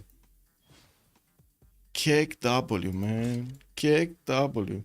Or did he have like a free slot somewhere or something? Anyway, it is what it is. Le Prime Minister, bonsoir monsieur, bienvenue. Also, still no hat. Yeah. Hat, Michael? I don't know. I have no idea. At some point, maybe, I don't know. Maybe with Civ7, we get to reinvent ourselves, It is what it is. Ooh, another settler coming out from Liverpool. He wants to get out of there. I'm actually quite surprised he didn't get one on the cattle tail on the north. Well, I guess it is what it is. And how is this hut still here? Tribal village getting totally ignored, or maybe catered to. What is? Which one is it? Mazu is ignoring the tribal village. Is he scared of them? Oh my god, they must be cannibals. Yeah, Birmingham is definitely scared of the Huttians. I don't know what to say. He's not clicking on it. He's not doing anything over there. Anyway, no, we do have him in the south getting pushed by Macedon, and we do need to see when Macedon is going to get his boats. 6-turn cartography. Even right now, actually, Nature is going around. He's not going for cartography. He's going horseback riding. Uh-oh. Well, we do have some campuses and a new encampment coming out from Pella. He did already manage to get most of the boat pre-builds. That shouldn't be a problem to get going. Now we do have 1, 2, 3 cities of Persia that are going to be on the coast. If he does manage to push through this is going to be terrible, terrible for Red Persia. And I do have to say, Macedon is also the ally of Tokugawa here. Tokugawa will need to flex his navy against both Rome and Dido on the western side of the map, but he's probably gonna want to wait ironclads, battleships, destroyers, something fast, something that can get there quickly and delete his opponents. Looks like also Macedon is managing to do quite a bit of damage to Persia's boats in the water before they even get the caravel upgrade. He's trying to put as much pressure as possible on Amende, so he doesn't actually get to focus on his war on the north, nor is he actually going to get to focus on defending Persia from soon what's coming. Well, now on the left side, let's actually see the attack ongoing. Rome is starting to get a pincer movement going against Gran Colombia. Paul is under attack here, and we do have his coursers that are going to hold the line for quite some time. Since there are no catapults or that many crossbows to attack into these units, I don't see an easy way for Rome to actually push through this. What do you think, guys? Is he gonna get pushed? Is he gonna die here? Uh-oh. Oh. Uh-oh.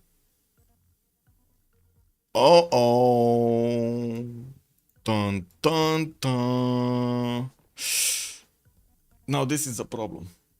This is a major problem. So even if Big Bang is actually going to do something against Persia, which was kind of irrelevant anyway, right? We do have 1, 2, 3 nations basically irrel out of sauce here. And looking at what's going on, Phoenicia can actually push through the south and is doing multiple attacks with his knights and with his coursers. Yes, sure, he doesn't have crossbows or catapults with him, but he's putting pressure on Gran Colombia to split his army reinforcements in half, right? We do have Gran Colombia trying to fix his north to defend against whatever Rome is putting against him, and then he needs to defend his south as well against Phoenicia. This is not cool. And we do have these coursers actually benefiting from, let's see, do they have the extra intel? No, it's just, wait, yeah, it's just a military alliance and the great general. There's nothing there. Okay, at least that. I'm very surprised these Persian immortals are dying so fast, by the way. Oh well, I guess it is what it is. When he's stepping in the borders of the city of London, the Londoniers are coming out to play. Or maybe it was the ship, it was tickling him to death over there. It is what it is. Do we ever see scouts in the water alongside naval units for the extra flanking bonuses? Not right now anymore. No, not right now. We used to, but if I remember correctly, didn't they take out that ability of the scouts to give the extra... It used to be like that. Like a year ago, everybody was doing it. Right now, nobody's doing it. Yeah, it got removed. Okay, I was remembering something it got removed.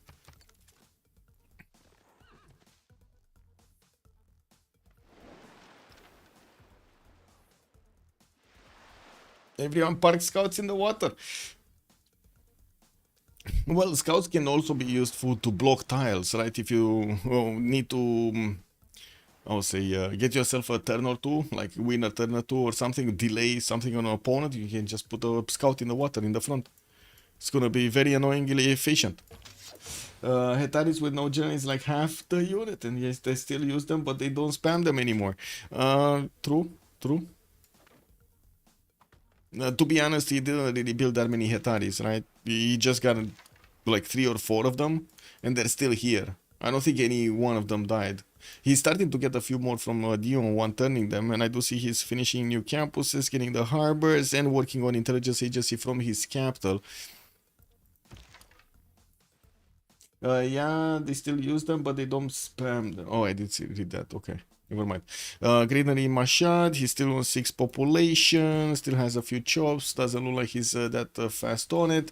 We did have Japan needing to defend the city of Takasaki, got pillaged on the commercial, a few more Persian units are making their way there, and I do notice, well, they're all swordsmen, they're not immortal, so they do not have that ranged attack.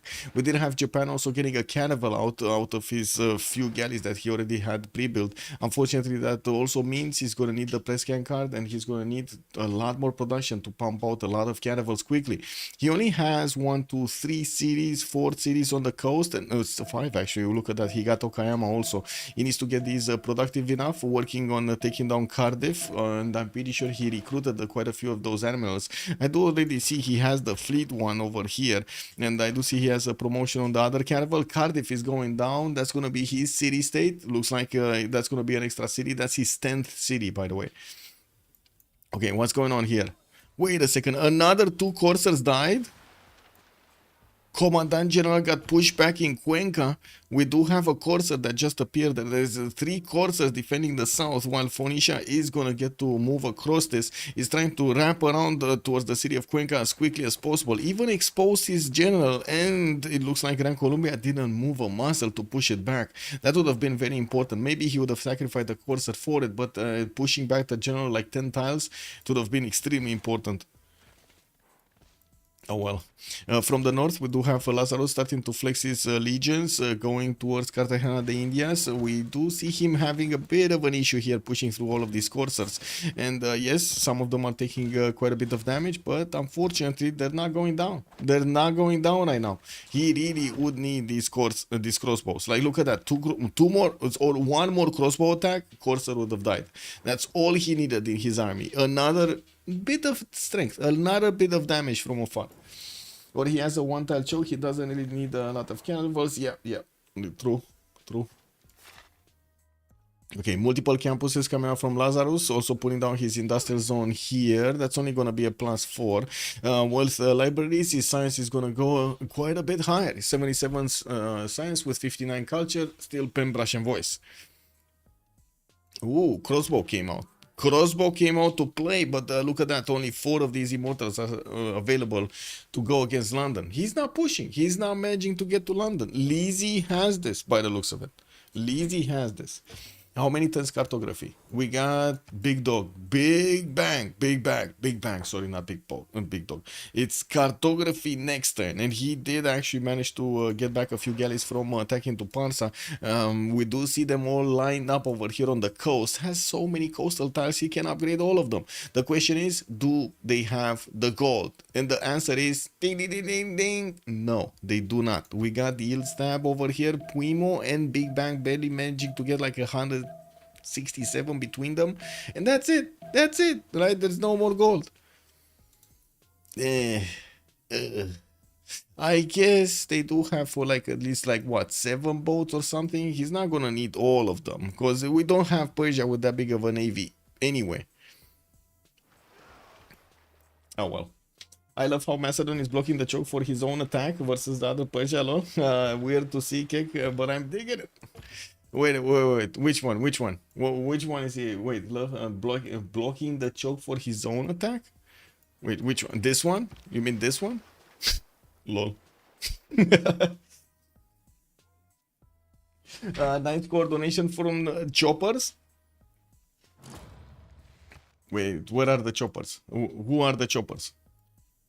Okay, Phoenicia getting through in the defense of Cuenca. No, the purple knight? Oh, this one. Oh, this one. Okay. Yeah, I mean, the Hetaris over there. Yeah, he's stopping the Hetaris, yes. I gotta say, there are a few Hetaris from Big Bang that might actually go around and try to hit Pasagade or Hamatana. All of this coast is gonna be so easy to actually get through. And if he starts pillaging all of these farms, that's a lot of food and production that Persia's gonna lose here. 2 turns campus research projects from 2 cities here from Persia. I do see Ibn Khaldun is gonna be one of the next ones, and he will have, with the first project finishing, he's gonna get this going.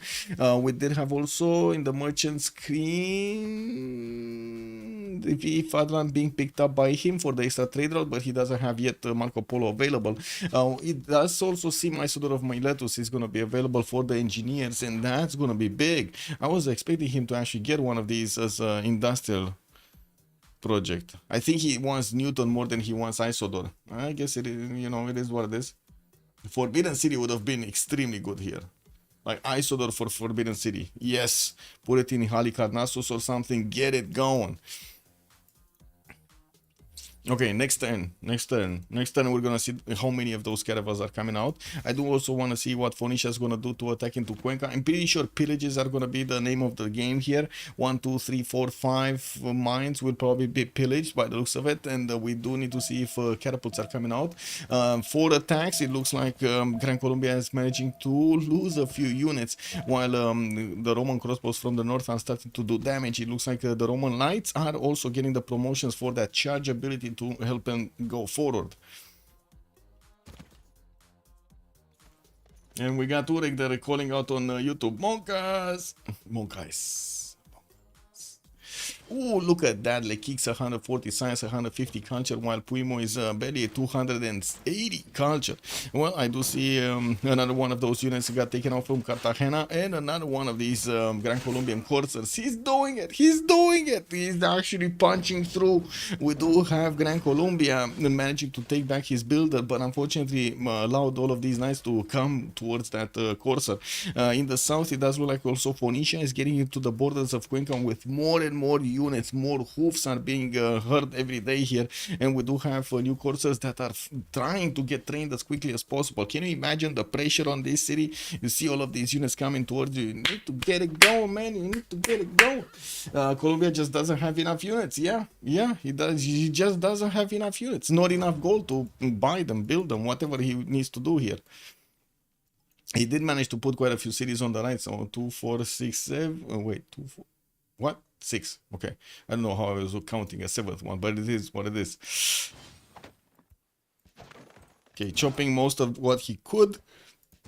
He has enough damage on these courses to actually counterattack into Phoenicia. I'm a bit surprised. Did he just buy a crossbow here in Cuenca, or was this crossbow here? He's getting another one. Now these are gonna help him so much deal the damage against both the knights and the coursers here of Phoenicia.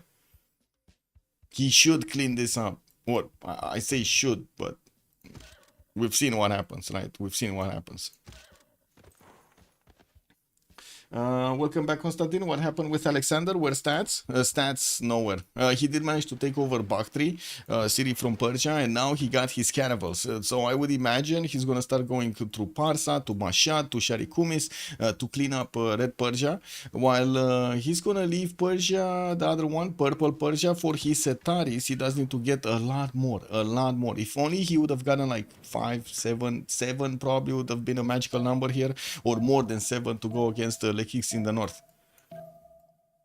Industrialization for Japan in 3 is Jover. Wait a second. Is he actually gonna do anything with it? Because he's still lower.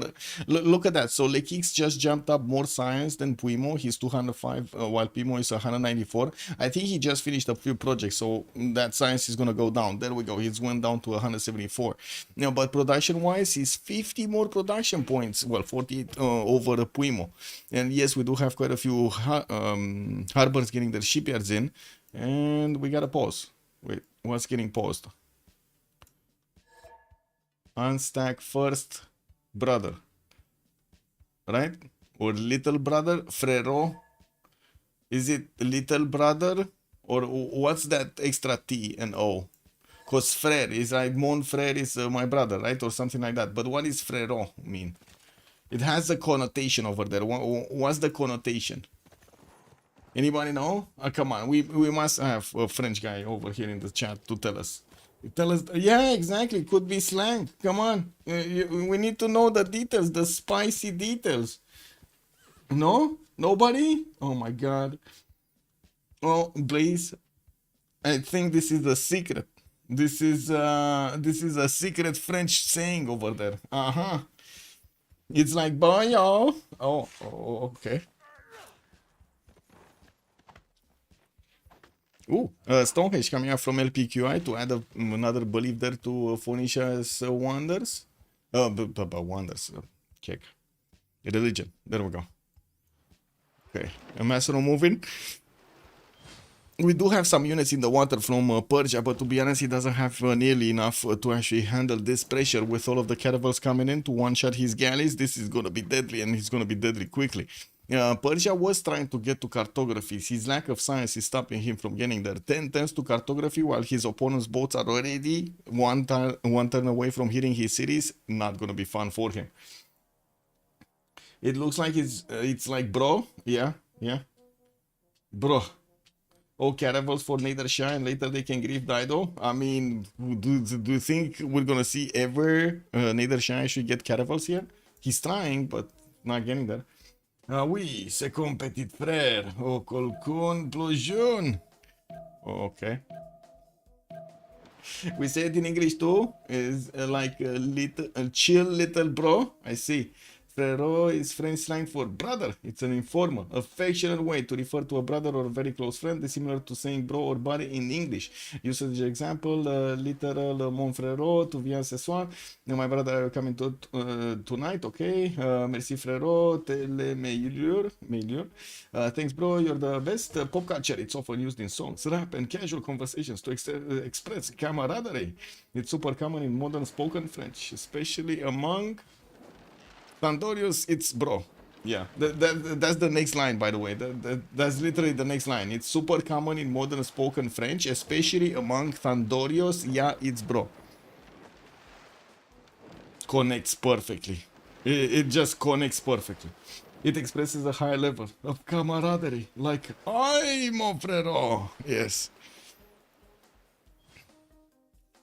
Anyway, we do have a few more campus research projects coming out from Persia. Looks like he really wants to get Newton. He did manage to get Ibn Khaldun, and that's going to help him out so much, get more stats because of his available Colosseum here, giving him all of those available amenities, pushing him on the happy at least threshold so he can get that going. He did manage to get 176, 159. Okay, Puimo, he's catching up here, then also overtaking Puimo. Look at them. Anyway, he's also keeping up the advantage when it comes to that production, and I do see the first city of Gran Colombia starting to get hit by these Roman units, but I don't think he's actually gonna take it. Is he gonna take it? Is he actually gonna try to bonk it? That's my question. Is he gonna try to actually go against it and leave these Gran Colombian courses to counterattack? It doesn't seem like they can do damage against the knights. +6 intel on the knights, guys. We found the secret sauce of Lazarus. +6 intel.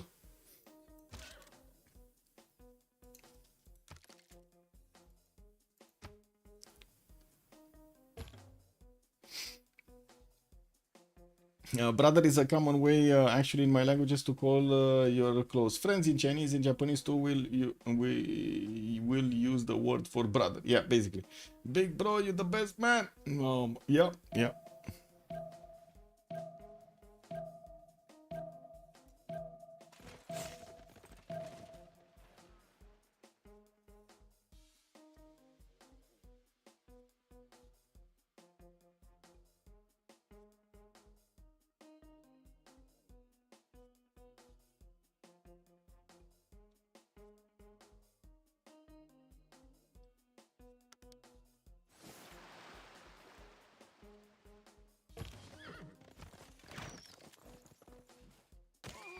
Well, Cuenca did get hit, but that's what I was feeling, right? Immediately after Phoenicia wanted to attack into that city center, the counterattack came, and these guys managed to deal the damage against those two units that attacked. Then we're going to need to see if he has enough to actually push further. It looks like with the new knights showing up on the borders there, he might actually take out two coursers next turn and keep shooting that city.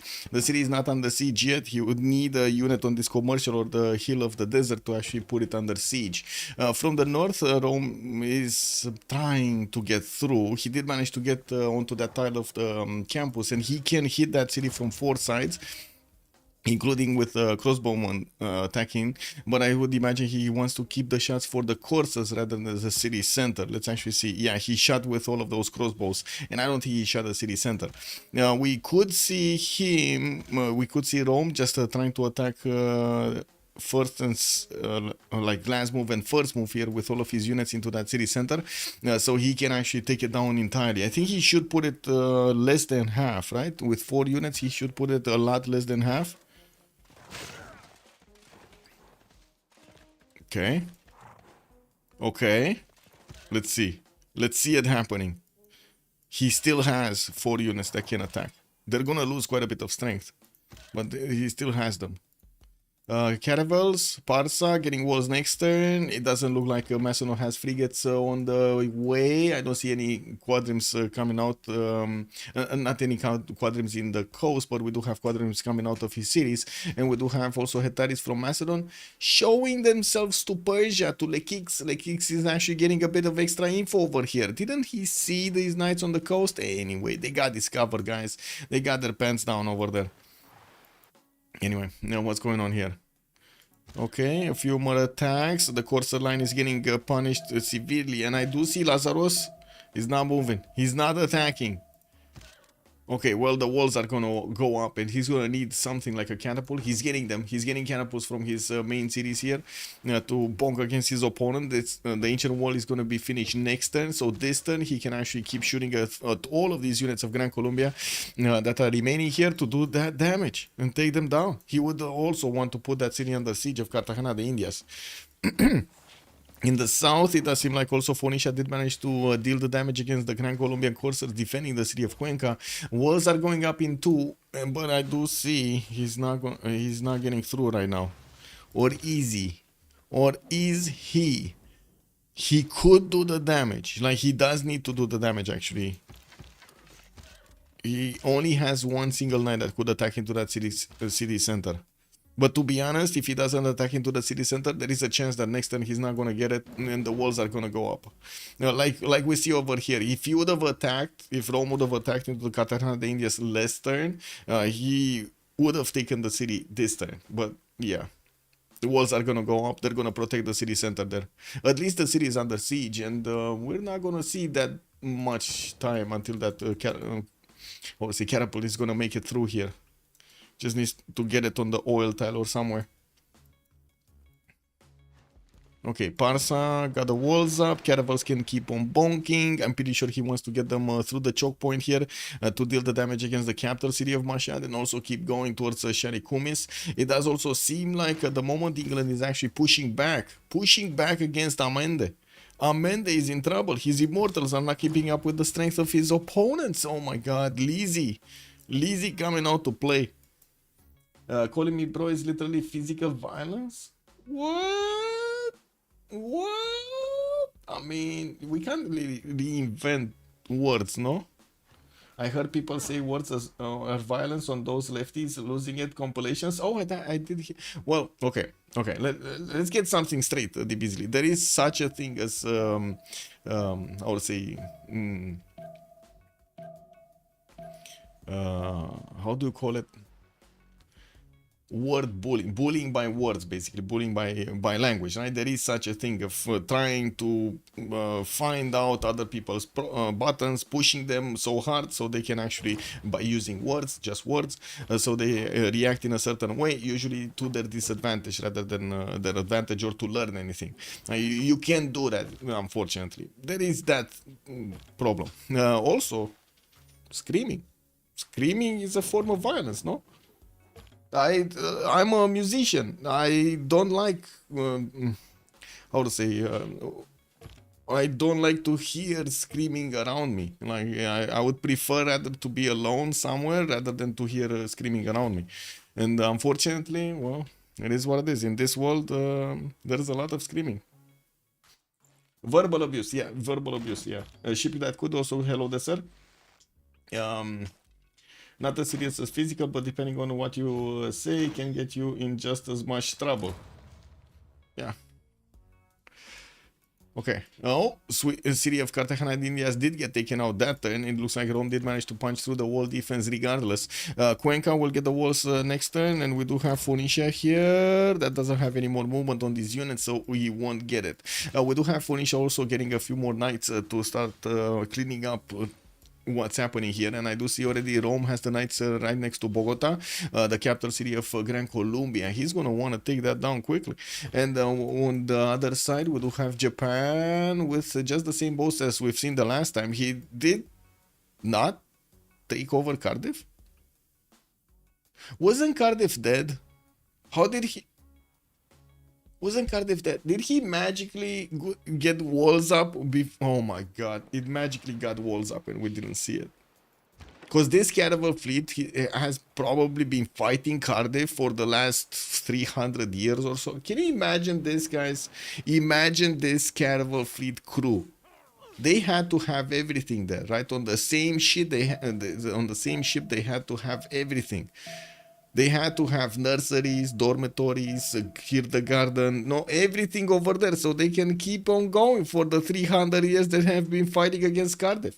Oh my god, man, that's a starship right there. That's Enterprise. I think verbal abuse to children or people who are in lower position in a hierarchy is really cruel. I totally get it, please cat games. Unfortunately, sometimes they also push buttons the other way on the people that are, how to say, managing them.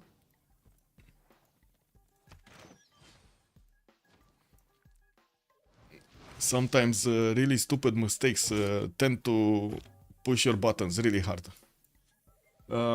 Just call everybody cis or bro, half and half. Take a guess. Yeah, cis bro, what's going on, cis bro? The party on this caravel went on too long, Iceland dog. Exactly, man. 200 years, bro. 200 years party, and it's did he just go back to the city center? Cardiff is alive. It's like Stephen he says, right? Emotional damage. They got back in Okayama. They couldn't take it anymore. Even with all of that bonking, they couldn't take it anymore.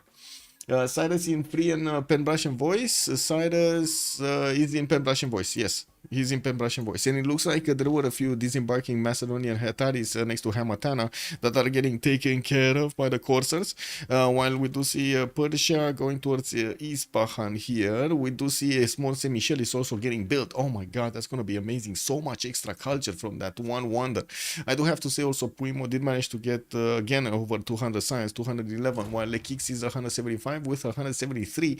Lazarus is more than 100 science. Neolaf is more than 100 science. On the other side, on Team Source, we barely have them reaching 33 points of science on two of their players, with Puimo on 200. So Puimo here needs to do everything on the map, almost everything on the map. We do have Macedon that is managing to take out one of the Persians, maybe. We don't know yet, but it looks like he's gonna have quite a bit of chewing to do. Oh, catapult in the water. What? Why would you put the catapult in the water? Get it back. Amende. That catapult is very valuable. That's the only unit he has that does significant damage to the Macedonian caravels. Okay, sure, I understand. There is many stars you can see on the on the screen or something. But oh my god, really? You are sacrificing the only unit that can actually do something here. No, Toku should already be so far ahead. I was thinking the same thing, Nanoblaze, yeah. I was thinking he should have been there, but I guess it is what it is. Okay, Hetari next to Ispahan got taken out. This is getting cleaned up. Manchester got retaken. England is taking back his cities from Persia, even if Persia does have superior technology here with the crossbows getting their faster exposed there to attack into the English swordsman. He can't deal with them. He cannot deal with them. He's too shotting them, but so many are coming against these units. They managed to take out Manchester. We do have the first caravels also starting to appear here in Persia's territory. He has a few of them to upgrade, and he has one in Parsa. This is the most important caravel, the one in Parsa, because if he gets this one and also one coming out from Ashad to close this choke in the south instead of leaving the catapult over there, he's gonna manage to push the garrison defense strength so high that it's gonna be much harder for these Macedonian caravels to do the damage against their city walls and the garrison. They're gonna lose a lot more strength. So let's see it. There we go. They're not gonna lose like half strength when they do attack into Parsa right now because of the caravel upgrade. What's going on here? Bogota already under siege. Cuenca under siege. Looks like Gran Colombia is running out of steam, and he's trying to get a safety settler out towards the east of Chinguetti here. Looks like he's gonna take a while. He's gonna take a while to get to a safety position. Like he needs to get it at least here, if not ideally over here somewhere. Okay, getting some walls up in the other cities, so to slow down his opponent. Also, Bogota getting walls up next turn. The catapults are on the way. The road has been connected. Cartagena de Indias, whenever it got taken by Rome, the road immediately got to connect here to the capital city. And we do have some harbors coming out from Setia and getting those lighthouses afterwards to get that extra gold and trade route going. While they did manage to extract as much gold as possible from the mines, from the improvements of Gran Colombia here, looks like they're finding it a bit harder to go against the city's defenses, you know, with walls up. Let's see if Bogota is gonna go down next turn. He might actually go down next turn. No walls gaming on Colombia. I mean, he did make walls in all of the cities, but they all got taken with all of his walls together. Wait a second, how did Bogota not get walls up?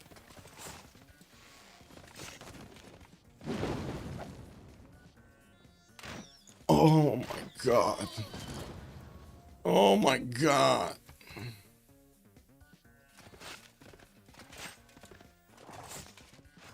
Well, looks like Cuenca's dying also, guys, and Bogota, the capital city of Gran Colombia, got taken. Unfortunately, the wall did not get to finish, and yeah, that's it.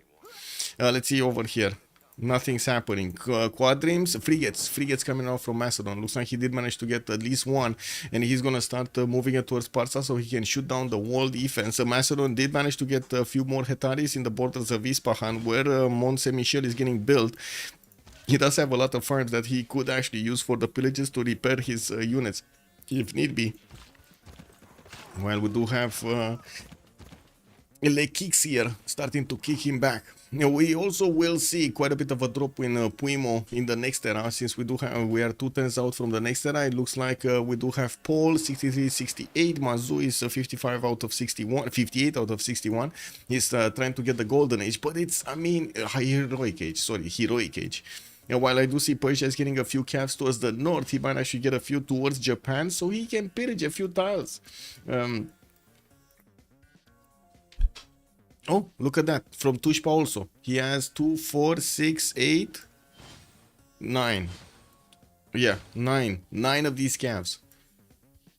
And the territory is allowing him to move these units very quickly. These are 5 movement units. I don't think he has a general for them. Getting a military engineer from Hamatana to maybe create some pathways here towards the north. And I do see he does need to take care of... to be honest, I think he should just ignore the samurai. Like, he sees the samurai and he needs to go left, further left, 2 tiles left or 2 tiles right? He should go through here and he should go through here. Ideally, through here is probably going to be the best way. So he doesn't get spotted by the borders of Fukuoka. But anyway, it is what it is. If he kills off that samurai, basically his opponent is getting a notification that one of his units got killed. Okay, bombard cords coming out, but not to the south. Mont Saint Michel 2 turns from finishing. City of Parsa being placed under siege. Hetar is getting off the coast there, so they can actually pillage a few tiles. And the frigates, the first frigate is on the way. Well, we do have also the first caravels from Persia managing to appear here in the corner. And I'm still confused about this catapult. I'm very confused about the catapult. Oh well. I guess he could just put it on the wine tile. At least the Catapultians are gonna be very happy. You can imagine eating all of that wine or drinking all of that wine over here. Oof, it's gonna be beautiful. Not me though. My head would really hurt if I do that. Colombia Golden Age starting. Golden Age. Is he getting his first golden? Wait, did he get? Yeah, looks like he's getting it. He's getting it. I think he did get his first golden. Never mind. This would be his second one. Cuenca got taken over by Phoenicia. Phoenicia also main cities. Looks like he got Emily du Châtelet. That means we might actually see. Yeah, there we go. Newton got picked up by Persia. Persia got both Newton and Ibn Khaldun at the same time. Amazing. And I do see Phoenicia did manage to recruit Isodor of Miletus. We do need to see what he's using it for. I think he already used it on something. What did he use it for? I don't see it anywhere. Do you guys? Oh, terracotta. He used it for terracotta, I think. He has Great Bath, terracotta, Temple of Artemis. I really don't believe he used it for a Great Bath. I think it's terracotta, but sure.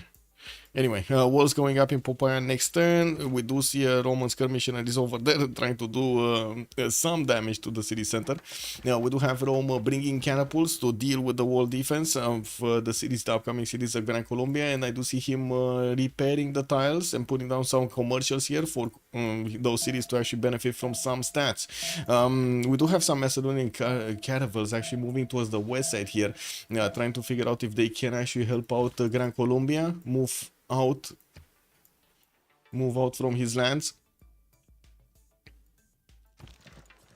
What is this? Safety settler from England. Cardiff got taken over. Party people have won. Puimo got that caravel fleet to take out Cardiff.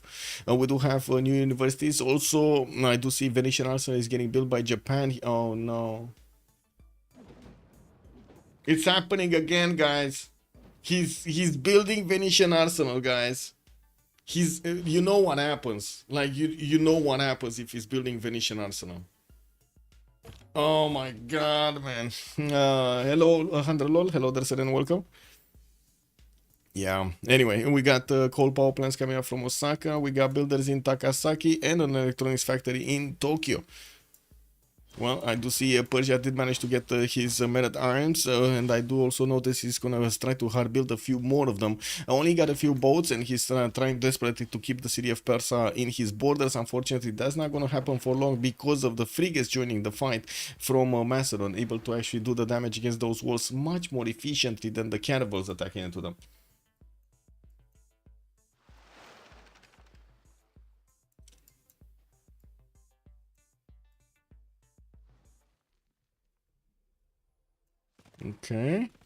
Okay, so now repairing the campuses, more industrial zones. Oh my god, this industrial zone actually, I know it got pre-placed like 15 turns ago. It still didn't get built.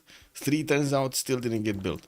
New workshops coming up in the other industrial zones, and I do see he's managing to get all of those trade routes connected on the seas with Rome. I saw James of St. George did also get recruited with Phoenicia here, and we do have armories coming into his encampments, getting camps to get out of his city centers. He's probably gonna want to get them as quickly as possible to finish the job here on Gran Colombia on the right, with cabs also moving from Persia. Oh, look at this beauty! Look at this beauty! He knows about the position of the samurai. He's getting these units left and right. His opponent is not gonna know. He's gonna make Pikachu face when he's gonna get there. Oh my god, he's gonna do the pokey. Yeah, he's doing it. Just out of range. Wait, what's out of range? Pokey. Yeah, GR. Hello there, sir. By the way, Tokugawa sees the cavalry and understands that cavalrymen will soon arrive. Show him what he's worth there. Well, let's actually see what is he seeing. Oh, never mind. We just got into this. Oh my god, +3 also. Congress. Keg W, man. Let's see. This. Recon, recruit.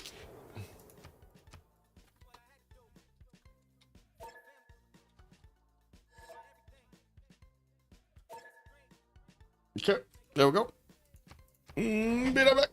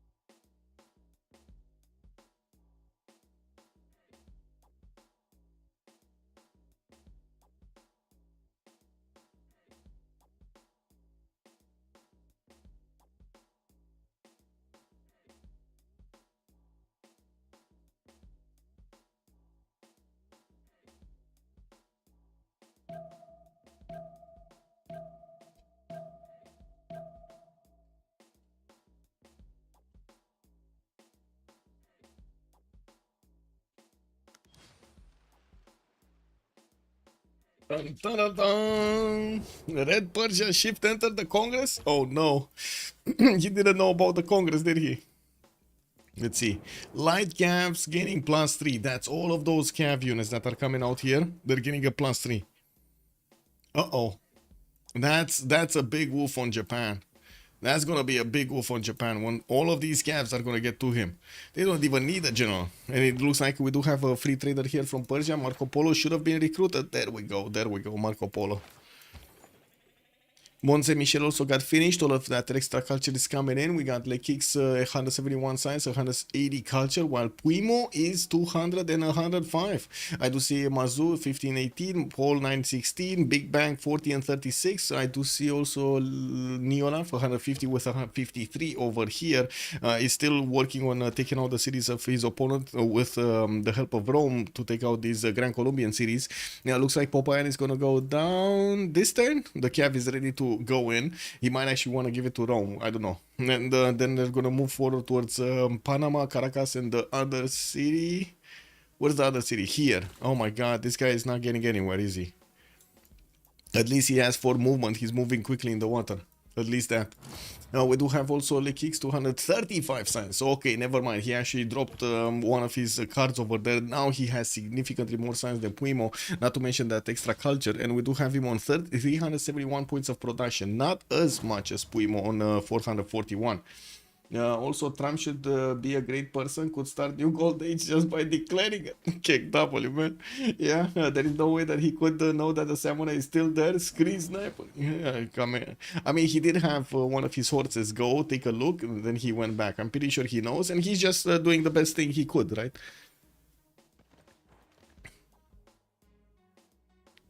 And I did say it's much better to go on the left, but he's going left and right at the same time. But yeah, declaring a golden age when you don't actually know, it is what it is, no?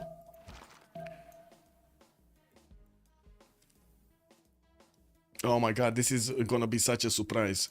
Does Puimo actually have units? As in, does he have the Cav upgrade or only Corsair upgrade? I do see no, he doesn't have the Cav upgrade. He's on Siege Tactics right now. Nationalism coming up in 2 turns. Oof. Is Toku making some units? 0. He's not making a single unit. At least he did manage to get an ironclad for extra strength on his cities, but all of his land is gonna get so bullied right here. He's gonna get so bullied. Okay, more Cavs coming out from the cities here. Looks like he did not allow the Macedonian units to get in through. Parsa's walls are going down. Another frigate is joining the fight to a total number of 3. And I do see the Persian catapult finally made it off the coast. We do have also another caravel coming out. Do see Persia is trying to get some boats over here to try to fend this off. Now, there could be another strategy that Macedon could use, getting a settler here on the night tile and getting his full boats out before Persia could even react to get a boat there to plug that choke. I don't know if that's gonna happen, because I'm pretty sure also the 2 caravels are gonna, the 2 frigates are gonna be available to attack into these caravels. They just will need a bit of time and positioning to get their shots going. Alexander all in. Yeah, Alexander is all in right now. He cannot do anything else, right? And I do have to say, England, Mazu did get too many times of his own. He's keeping up with the necessary defense. And there we go. We do have Cuirassiers actually getting upgraded by Rome. Lazarus is going to start bonking Panama, and we're probably going to take it next turn.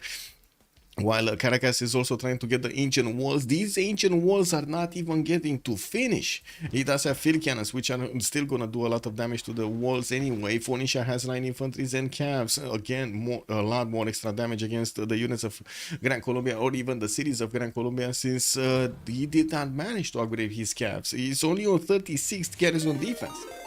Elephant Guy, thank you so much. Much appreciated, sir, for the raid. Welcome, sir. Also, he can take Cyrus Cap. He can take Mashad, you mean? Oh, wait, Cyrus Cap, you mean Pasagade? I guess, but I don't think he wants to do this right now, because I'm pretty sure we're gonna see steel walls at some point here, no? Lekix is getting ballistics. He already has military academies, so yeah. Okay, there we go. We got a Cavs coming in. Fukuoka is left totally pants down. We do have Takasaki with a few horses, and there is a Wild Knight coming up from that wheat tile to try to fend off the attack from the Cavs. These Knights are not gonna have it easy. You do see the Cav attack is much stronger. Hell yeah. Oh, elephant guy. Oh, you gotta see this. You gotta see this, elephant guy. Check this out. We had at the beginning Phoenicia opening up 2 holy sites into Government Plaza into an encampment. Yes, just that. Just that. Don't get me wrong. He did well during the game, but just keep that in mind a little bit. Phoenicia opening up 2 holy sites into Governor Plaza into encampment. And he did manage to get the general, he did manage to get the defender of the faith, he got his Jesuit education actually, not the other one. I was expecting, and chat was making fun that he might actually take warrior monks. He did not, he just went full strong. Oh my god, amazing. And he did also manage to beat down Gran Colombia next to him. Incredible. We do have already Panama being taken out by the cuirassiers of Rome. And I do see Caracas is left wide open here. The walls are still trying to be built. Gregor McGregor with Antonio Nariño are sitting in that city center trying to figure out what are they going to do. They're just talking over there to the population. And that's it. Shrugging it off. Also, maybe Alex should have just built a new city on that split to get around. Spit or spit? I guess you want to say split, you know? Anyway, Parsa did get taken down. It looks like Persia remained without another city. The 2 cities that he wanted to expand into, Bactria and Parsa, no more. No more. Crispy, Michael, you do a lot for hot nerds everywhere. Well, thank you. Woo! Yeah, let's go. Man, I do have to say, if you would have asked me 10 years ago not 10 years, 15 years ago, if I would stay at my office and actually do my work, I would have laughed you out of the room, bro. I was like, no, I am not sitting like my father in an office. 15 years later, I'm sitting in an office like my father.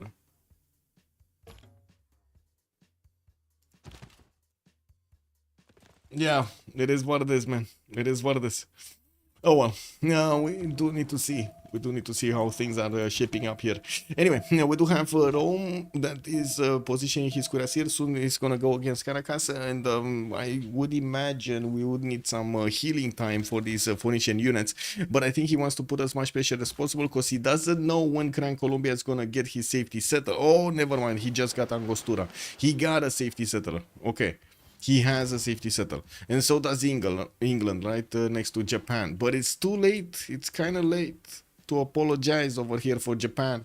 Puimo is getting invaded by the Persian units. He's getting chopped, and all of these stats are getting farmed right now. Persia is going to manage to get quite a bit of extra advantages from actually pillaging the Tokugawa lands. Good thing is Japan did manage to get his own CAF technology. Military academies that are starting to also be available for him. And I do see he's starting to get ironclads and not land units. He's getting ironclads and not land units. Rome is open for the taking here. We do see Aquileia and Antium are available to be attacked from the coast, but to be honest, there are only 2 cities, right? And he has so many cities inland, he doesn't really need to care. I guess Lugdunum would also be on this coast, but by that time, Phoenicia is going to start to get a few boats of his own. Did he escape settle? Yes, Lucan. Good evening, sir, and welcome. Also greeted industrialization only to get his power plants pillaged. Yes, and also all of those stats given to Persia here. Persia being his contender is going to benefit so much from this.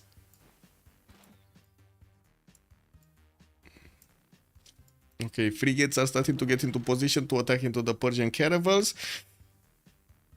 One of them got pushed back. I do see they also benefiting from +6 intel on Persia here. There is a spy, a level 1 spy in Mashhad, and I don't think Nader... Oh my god, Nader doesn't have printing. He needs 2 more turns for printing. What changes would you make to pillaging to make it more balanced? Half the stats. Or 75, probably a cut of either 25 or 50% of the yields that you get, the rewards that you get. It would make it a lot more balanced, yes. I'm not sure if you could code that in. I have no idea.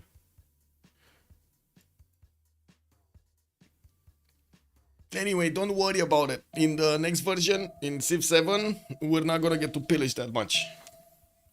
There's no pillage. There's no. I mean, on some units there's like no pillage. On some buildings there's like no pillage. It's a lot more. I would say if I would actually want to give you a mental image of how I feel when I play Civ 6 and how I feel when I play Civ 7. It's like in Civ 6 you actually have all of this, like you need to go stronger, you need to have a strong mental attitude and so on and so forth. In Civ 7 it's like you're going to the if you guys have rollerblades when you're young, like, or bikes or something, and you went to one of those like spatial courses or spatial areas that you get to like fly around, jump, do tricks and stuff like that. Did you ever go there? Did you guys go there? It basically feels like you're with Civ 6 you're going there without any pads, without any protection, and with Civ 7 you're full protected. You have like your pads on your elbows, you have your pads on your hands, you have your like helmet and so on and so forth. That's how it feels to me. I'm not sure if it's good or bad, it's just how it feels. GG did seem a bit better setup for the chop from the start. They did do very well. Yes, they did do very well. It looks like Caracas here is gonna get that wall next turn. There still are some moves available for these units. Actually, this field cannon doesn't have the extra movement, but these cuirassiers could get in and try to do the damage. Let's actually see if he does have the ability. No, he just lost that ability. I guess he's just gonna go through the walls anyway. There's no more pressure, right? Because he saw the number of cities and the Gran Colombia having 2 extra settles here. He's not pressured anymore to actually do any damage. Sos kinda only had Tokugawa to win for them. Now that Cyrus is pillaging him, chances goes down a lot. Yeah, he didn't have adequate vision between the lands, which allowed them the surprise. True. And to see Lazarus in the north is also getting square digging, quite a few quadrims coming around for him, and I do have to say these are not going to be successfully fending off the Japanese ironclads. These are very strong units, even against Caravel Corps, extremely strong units, 96 attack strength against the 75. And we do have also Persia, like Kicks, managing to get quite a few more pillages, pillaged the most out of these industrial zones and the campus that he found in Osaka. And I do see that the moment Japan is struggling to get his units, his own units out, dropped quite a bit in the production. Actually, like Kicks is higher than him, not to mention higher in both stat screen, except gold. I guess like Kicks would need a bit more help on gold. We do have Lazarus with 170 and Neolaf is 180, so both of those nations are managing to counterbalance the lack of gold on their allies, gold per turn on their allies, and also allowing them to upgrade whatever they need. Oh, just beautiful. The Persia just pillaging away, repairing his units exactly with the farms he needs, and by the looks of it, he just keeps on milking Japan of everything he has. Oh man, I guess Japan right now is turning into a moo. Yeah. It's like you see all of that milking happening over there.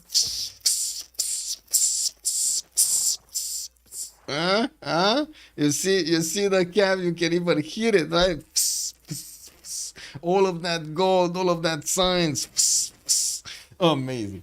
Anyway, he didn't have adequate video. We did see that. Also, Iceland Doka, it smells like GG as soon as the cav arrives. Oh, it looks like they're not GGing at the moment. I don't know where they're going, but they're not GGing yet.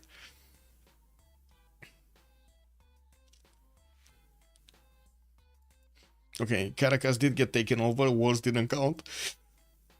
We do have Rome with his military that is not going to actually dip into the water. Macedonian fleet is next to Angostura. He's going to fend any kind of attack with the land units going against that city center. And I'm pretty sure Rome is not going to want to get the navy in the south. It's way too long, way too long. We do have Phoenicia that will need to reveal the fact that Macedon is getting the caravels to plug in the southern choke. He might actually have a problem with these.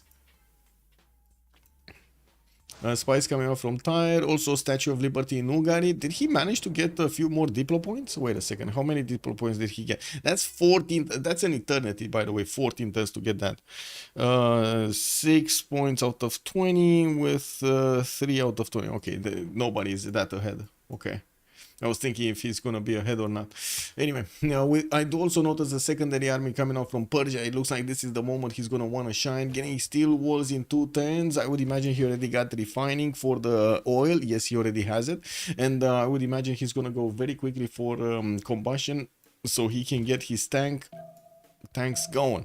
We do have a Persian cuirassier helping out a military engineer create the pathways so he can actually get through this territory, the marsh territory, the rice and the tundra, and the forest very quickly. That would put Japan on the back foot, and the question is, can Japan get to the same technology to match? Puimo was barely getting calf technology. He's barely right now on metal casting. It's gonna take him quite a bit to get to steel walls, refining, and then get to combustion. Not to mention have enough units so he can actually upgrade from, because right now he's focusing on calves, and the next attack is going to be tanks. So if he wants to upgrade calves, he needs to get helicopters, and he's already behind, so it's going to be a bigger and bigger problem. We do have more pillages being done, and look at all of the milking happening. Oh my god, man. I guess can somebody actually edit the sounds in this, because we really need to hear some milking sounds. You know, whenever we see pillages, we really need the milking sound. Oh my god, 352 gold. And look how he's stagnating here. Drop down another 50 production, 350 right now. Lekix is 414. We got Primo 221 science, 112 culture. Yeah, while his allies are not managing to get over 50 science. They're just not managing. I mean, it is what it is. They kind of ran out of steam, no? And not the plant for steam, just saying.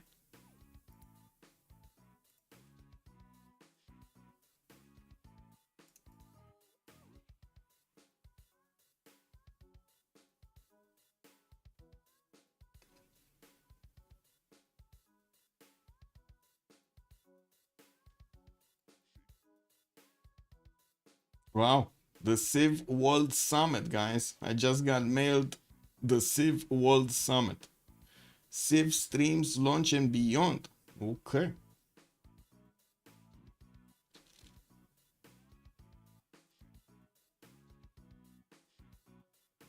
Live in 6 days. Okay.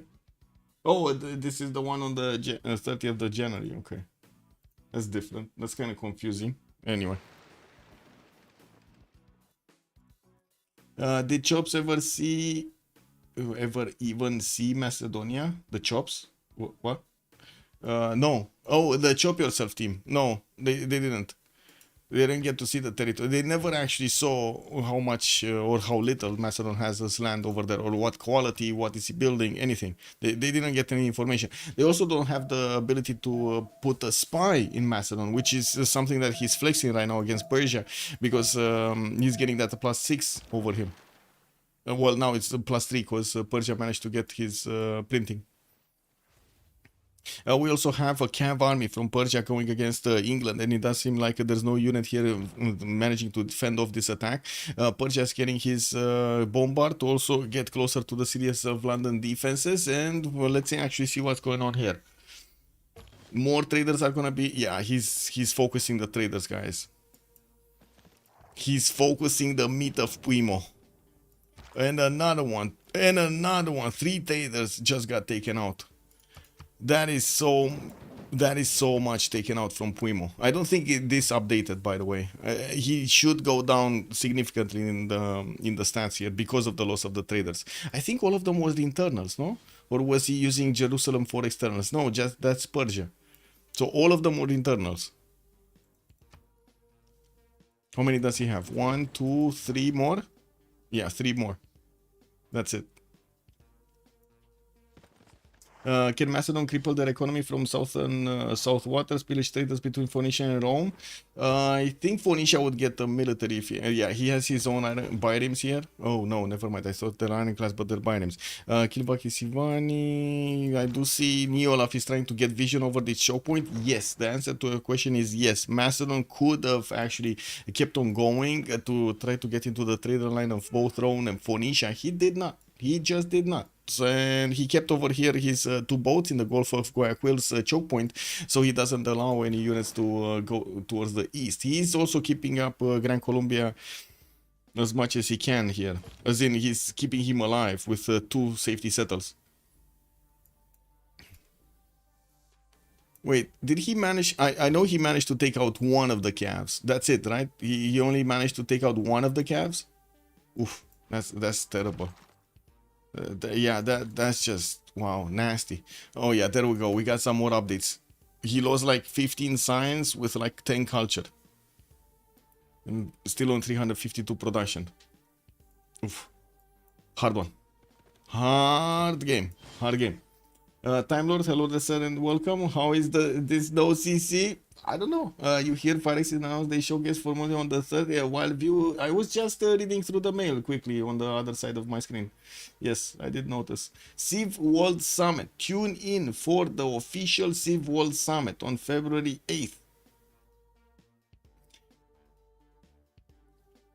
Okay. May I interject here? This is so confusing because they're talking about the subject and then they're going to something else. So the next one is Civ Streams Launch and Beyond. Can I get this popped out or something from my mail? Print this message, show source, open a new window. There we go. Can I? Okay, there we go. You guys see this? Yeah, you see. Okay. So like Civ World Summit, okay? Join us as 5 top Civ creators face off in a live multiplayer showdown. Then we're gonna fight with sticks and stones, guys. Click the link to learn more about the event. Okay, Civ Streams Launch and Beyond. Okay, with the launch is 7 just around the corner. We've got one more pre-launch, blah, blah, blah, to show off even more of the game. Join the conversation as we show off more gameplay, delve into our plans for post-launch. Then pre-order Civ. That's the third subject that he's trying to get in through one single email. Man, you should only have one single subject in an email. Just saying.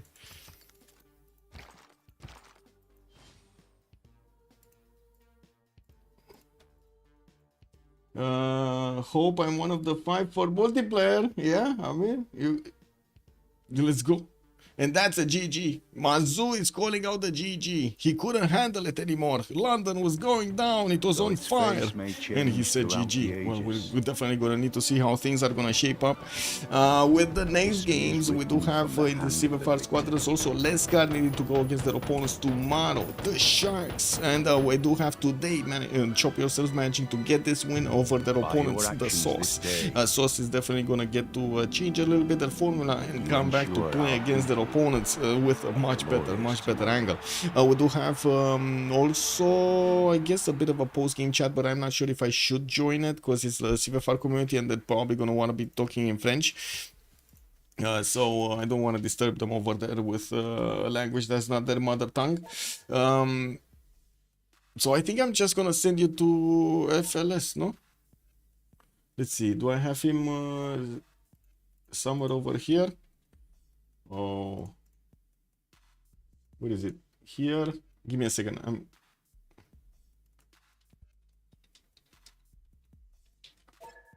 Where is it? Oh, look at that. We got more people playing. Samuel Tien is playing. Okay. Where is it? Shedinja, Victor, Pika, Krudlo, Falcotolik, Isivan. Man, I can't find them. I cannot find the man. Oh, found them. Found them. Okay. Okay, so this is it, guys. We saw Chop Yourself managing to get this victory.